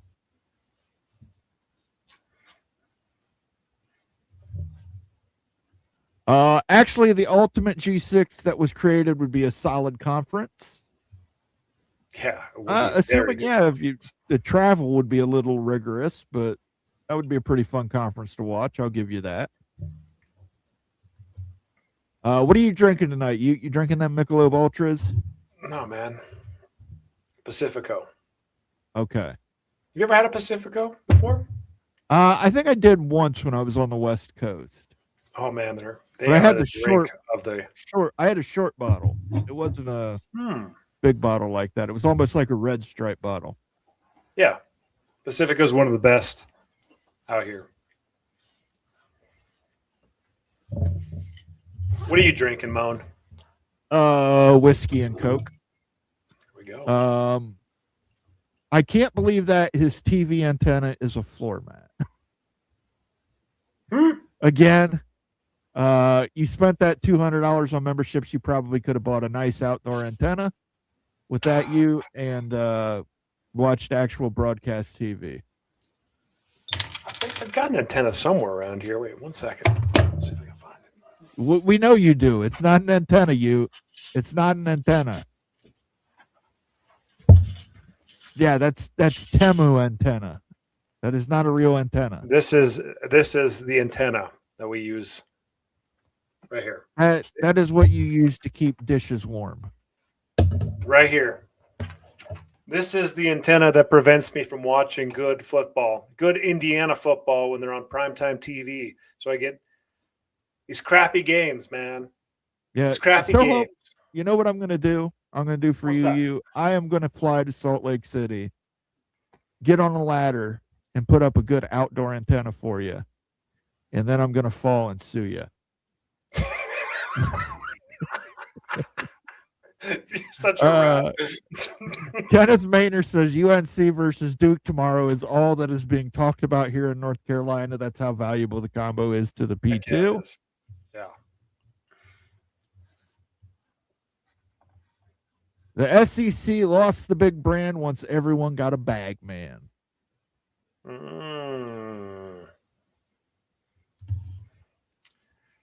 That's true. That's real true. The greatest article ever is Meet the Bagman still. That article from about 15 years ago. Have you ever read it, Moan? Meet the Bagman? It's not relevant anymore, but it's a masterpiece. I have not read it, but that definitely sounds like a corn video. I have a question from left field. Would you ever entertain the thought that the NFL would be involved in what they would like to see happen in college football? We can actually go back, Stormy Cyclone. If you recall when Maurice Clarett and I believe Mike Williams out of USC both tried to come out and enter the NFL draft as sophomores or freshmen, I can't recall which. The NFL did actually get involved and said, we do not want that. So it's actually happened before. Even Goodell over the last few days mentioned that the NFL would be interested in helping stabilize college football in one way or another. It wasn't very specific on what that means, but the NFL has a vested interest in keeping the pay-for-play salaries pretty low in college football, so they don't have to pay more. That's what they really care about, Mo, and I think. It's like, don't make us have to increase our salary cap because your NIL is out of control, because we've got a really good system here in the pros and we're making a lot of money for our owners. It's a great business, and don't blow that up by having unregulated pay-for-play NIL. That's why they're interested in college sports so much right now. Got another super chat from Evil Badger, Ryan Willie. The CFP schedule for the next couple of years is BS. 100% agree. Give you a little applause. The scheduling in college football in general, not just the college football playoff, is completely off. It's rockers. Let's go ahead and just move some stuff around here. Nobody wants to watch preseason NFL football. If we put college in mid-August, I think people would watch it. Put college football on any time, people would watch it. Any freaking time. We're starving, man. We're starving for football. What are you watching nowadays? What are you watching if there's no football on? Are you going to watch the Olympic Games? No, God, no. Not outside of I watch the Summer Olympics. I really don't watch the Winter Olympics. To me, there's not like curling. To me, it's like, ooh, that's something. But yeah, Winter Olympics isn't for me. I'm not a big hockey guy either. So, hey, Mo, and it snowed here last week. Didn't stick, but it was cold. Hey, it snowed here last week too. 16 inches. And it was cold. It was cold. It was colder than a banker's heart here. That's how cold it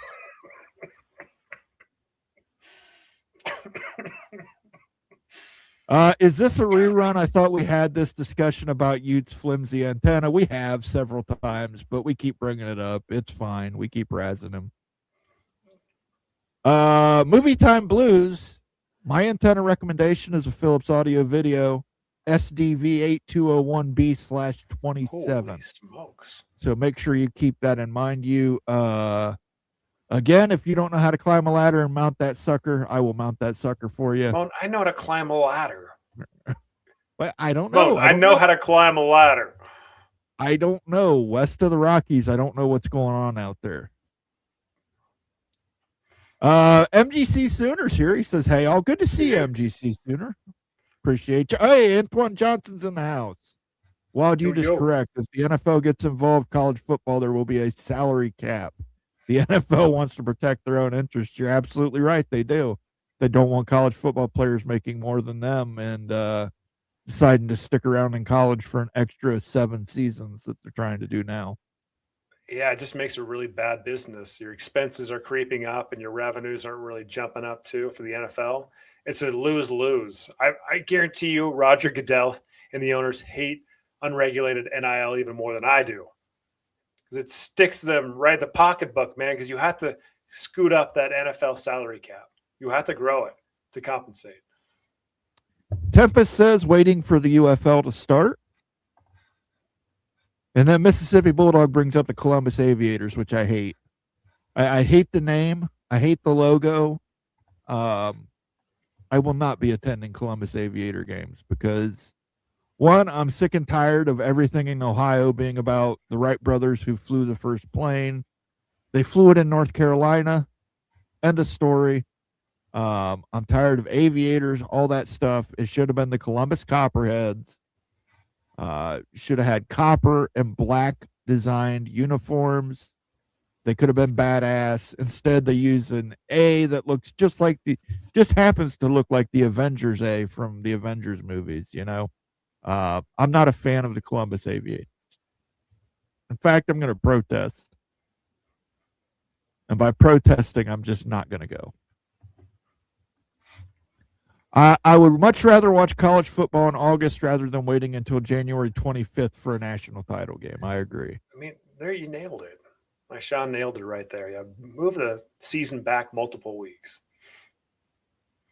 The problem is, like, it's so dang hot so many places, right? In mid-August, it's so hot. Even like in Salt Lake City, you're still at 100 degrees and playing football. That's not doable.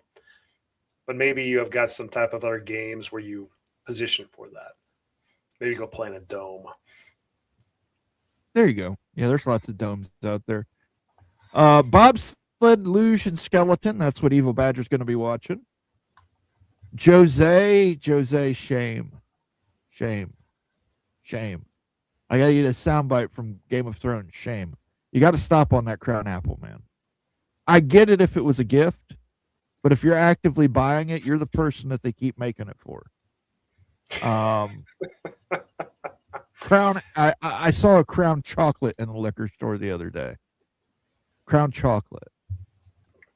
I mean, at least the Crown Marquis is Crown Royal. It's just aged in a rum cask. But I did get my scotches at all? No, I don't like scotches. I don't like scotches. Not a fan of scotch. Smoke? Not a fan of Irish whiskey either. Had Jameson once. Never again. Mo and go to Columbus and watch a hockey game. It's fun, worth the ticket price. I've been there before. I've seen the Columbus Blue Jackets. Hell, I've seen the Columbus Chill before. That was our old amateur hockey league. Becky go Huskies. Odds people start to demand CFP on campus games move to domes like they want NFL players off games.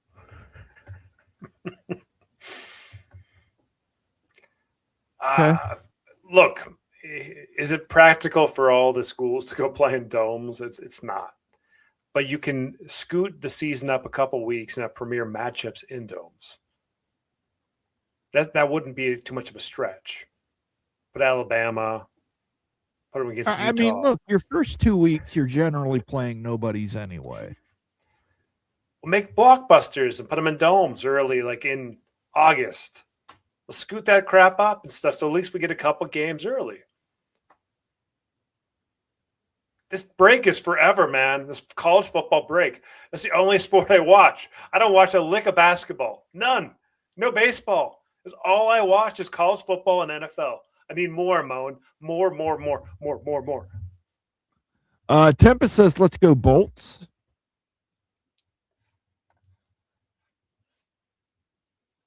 NHL is a superior sport in person, absolutely, because the beer is cheap, and cheap beer makes every sport better. Ask the Cleveland Indians.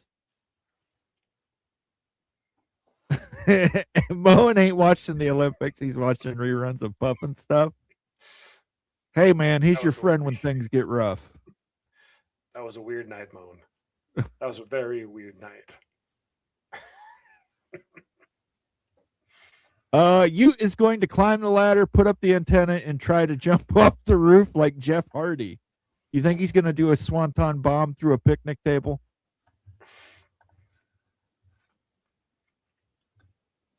What sports are declining in popularity? Olympic That's a great sports. question. I can't think of one. It's Olympic sports. Maybe it's cockfighting?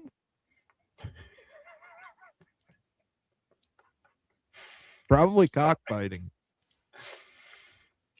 I mean, baseball had really good ratings because the Dodgers were in, but that's a declining sport. Basketball, I would say NBA basketball. I mean, you're growing, I guess, a little bit in China, but in the U.S., it's a flatline sport. Golf is another one. Especially boxing. With all the Movie Time Blues suggests boxing, and I agree with them, and it's because MMA killed boxing, and boxing killed MMA because MMA is not very good either.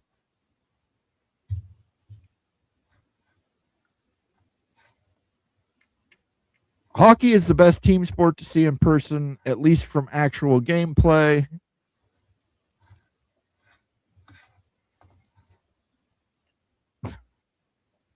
Aviators mount up. That's regulators mount up.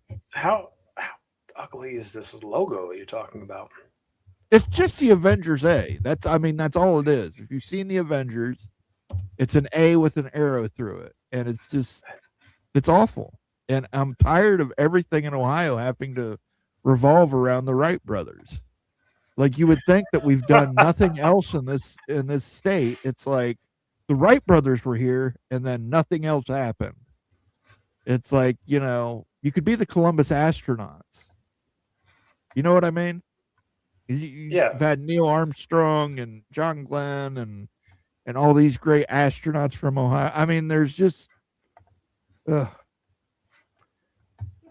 what has the state of Ohio done? It's remarkable. They produced quite a few presidents. Civil War. They produced quite a few generals for the Civil War that actually won. They make a hell of a pizza in Columbus style pizza. I don't know. They've done lots of things in Ohio. We we invented the first gasoline powered engine. Wow.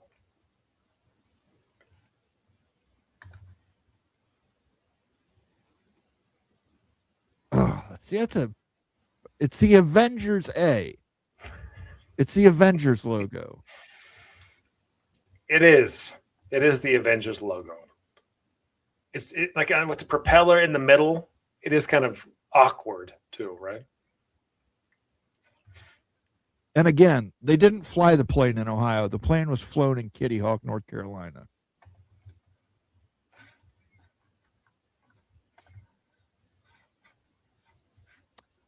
College football should have a franchise tag for a school to keep their best player. I agree with that. Make sure you stay on the sidewalk, Moen. I absolutely do stay on the sidewalk. That's why they put the chains there. That's why they put the chains there, man. Used to be in Columbus, Friday nights, man, the chains would come up. Oh, those were good times. Good times.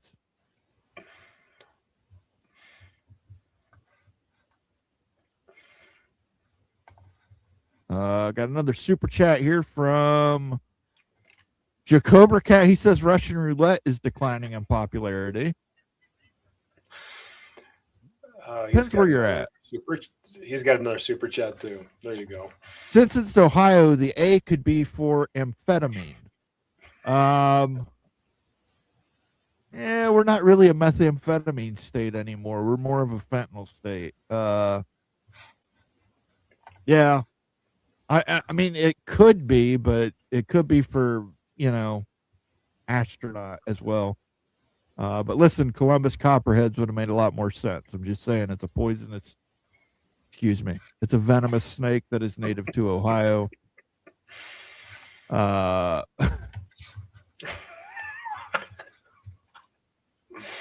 just want the Kentucky-made moonshine. There you go. We got some moonshiners in Ohio. I'm a Scotch guy myself. I don't like Scotch, just not for me. But I would take Scotch over Irish whiskey. You watches NASCAR.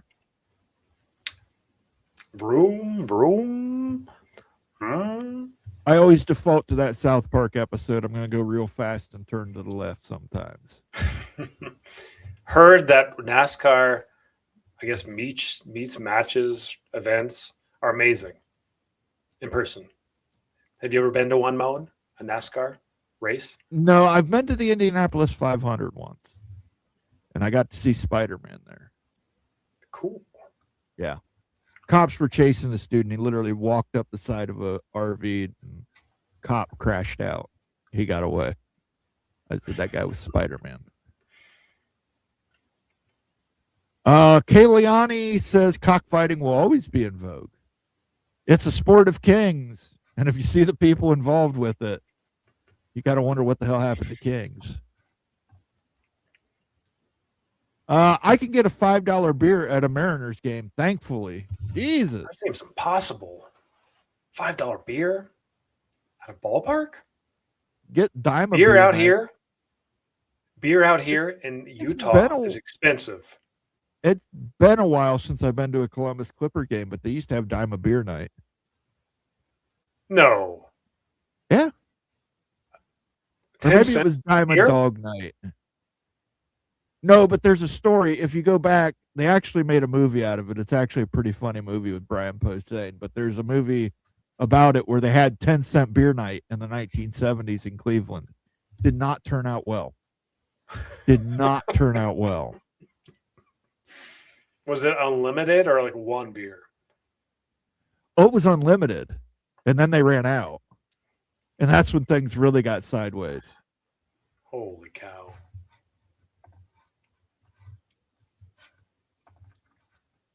A tree that's entirely poisonous, but is also the state tree. You can actually eat buckeyes, but I would not recommend it.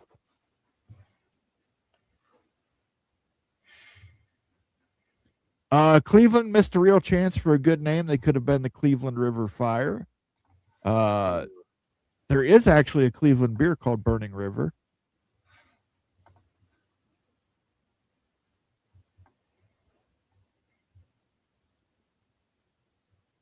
The Ohio players are from Ohio. There you go. Roller coaster of love.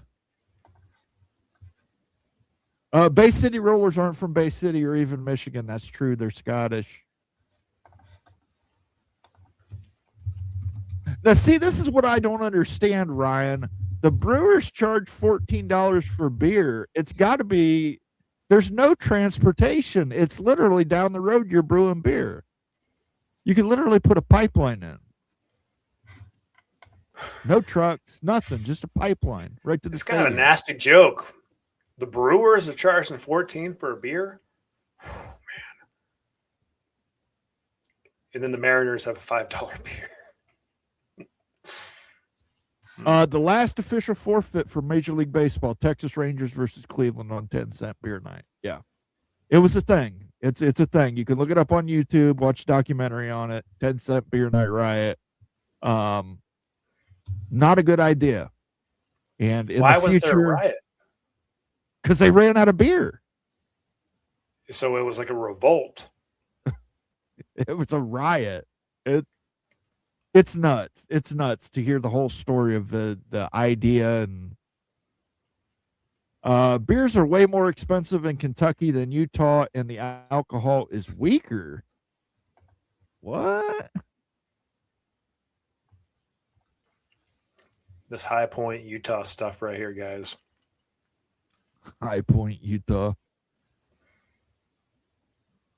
What has happened to the craft beer scene? That has declined. It absolutely has here in Ohio. There's a bubble that was burst. There are still good craft beers in Ohio. I highly recommend Hoof Hearted Brewing. You can get them in Columbus. There are all kinds of IPAs and triple IPAs and stouts, but they make it fun. It's delicious. My favorite is Who'd Like to Hold My Clipboard, pineapple variety. Very, very good. Very good. Well, the demographic trends with the younger folks, not drinking as much alcohol. They're just smoking weed more. Oh, there you go. Because of, legalization of marijuana. So it's the trend, and like in craft brews are in big trouble everywhere. Dave's here says because it's Cleveland. Absolutely. Becky says a bar I went in Virginia Beach had 10-cent beers and 25-cent cocktails. The cups were 8-ounce cups, and I'm sure there were 4 ounces water. Wow. What was the cover charge? I just had a 10% cider last Saturday at a brewery here in Seattle. Yeah, most of the IPAs and triple IPAs coming out of Hoof Hearted are going to be that 10%, 11% ABV. That's wine. I think anything under 14% is considered a beer in Ohio. What? North Carolina is long overdue for an MLB franchise. Shocking they don't have one. Somebody will probably have to lose one. I don't see them expanding.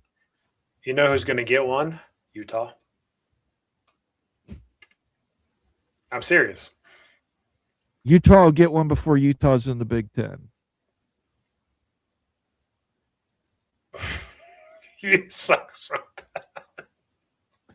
Columbus, would you like to extend your vehicle's warranty?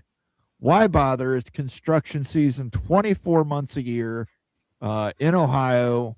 You can't get anywhere. It's either construction season or there's snow. And I'm going to tell you right now, it was awful this morning because there was snow falling and they were not plowing. And I went to the Kroger's, and Kroger's did not plow their freaking parking lot either. And people were in Kroger's, and I'm going to tell you, this thing pisses me off so much about Kroger's. They have all these damn carts for these people picking up their groceries.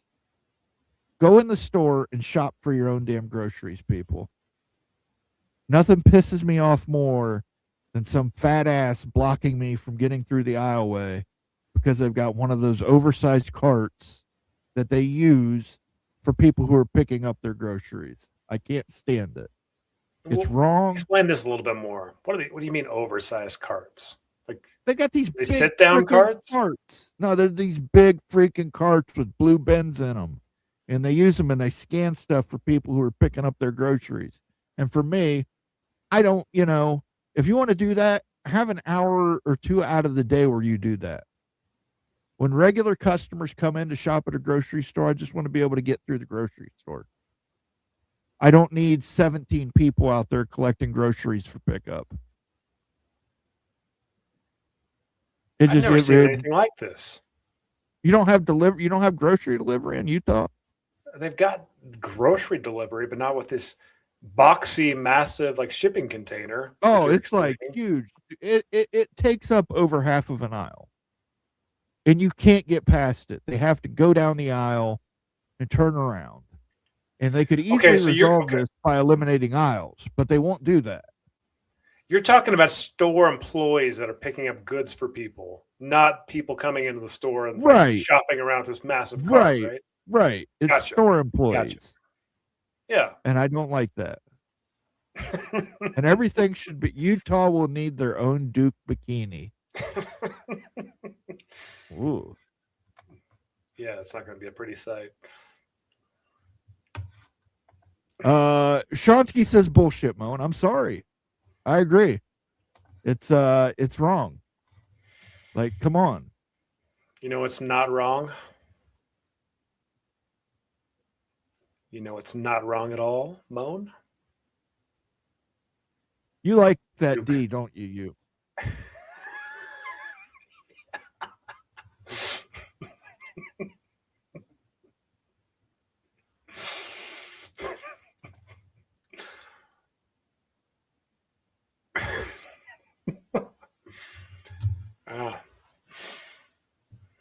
See, Bob Swanger agrees with me, and Bob's right most of the time. Don't be so lazy and shop for groceries. I don't even care if you pick up your groceries. Just set the hours for them to be in the store doing that from 7 a.m. to 9 a.m. And then open at 9 a.m. and let regular shoppers in there. It's hard enough shopping for groceries with everybody in there. And now you add employees trying to go through there and picking things in front of you. And it's always, oh, can I just get by here and get this one thing?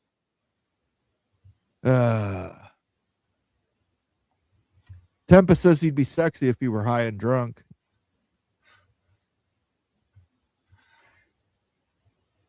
Last call for you. Mafia drank.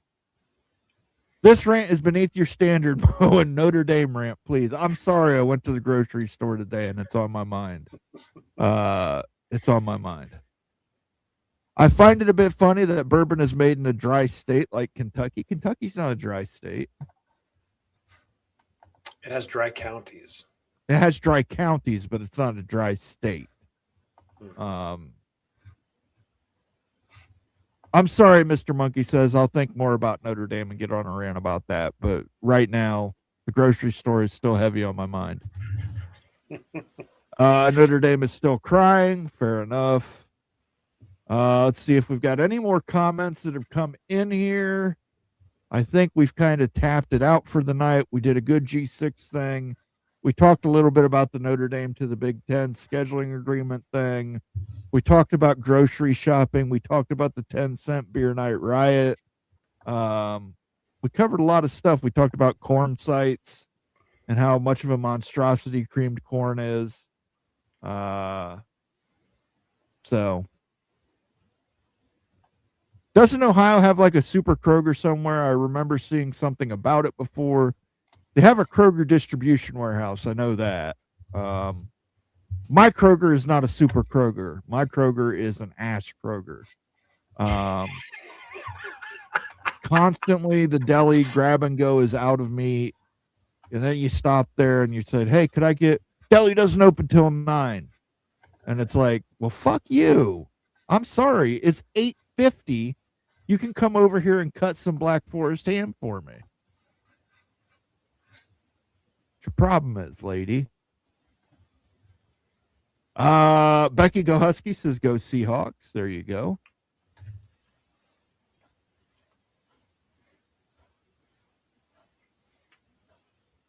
Don't forget Utes debts are paid in full to Ryan Willie.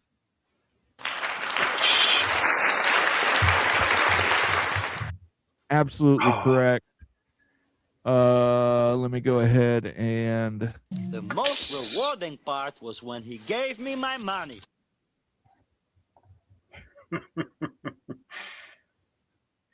All right, you have anything else you want to say before we wrap it up here tonight? Straight up.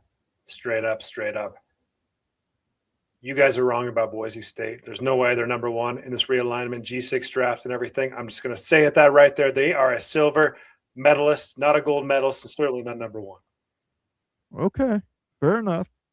I would like to thank Mark Bowman, CFB Peek Around the Corner with Greg Flugar, Kenneth Maynard, the Evil Badger, Ryan Willie, Becky Go Huskies, Ricky Tungate, Stormy Cyclone, Jacobra Cat, the Wild Ute for giving 20 memberships. Thank you, Wild Ute.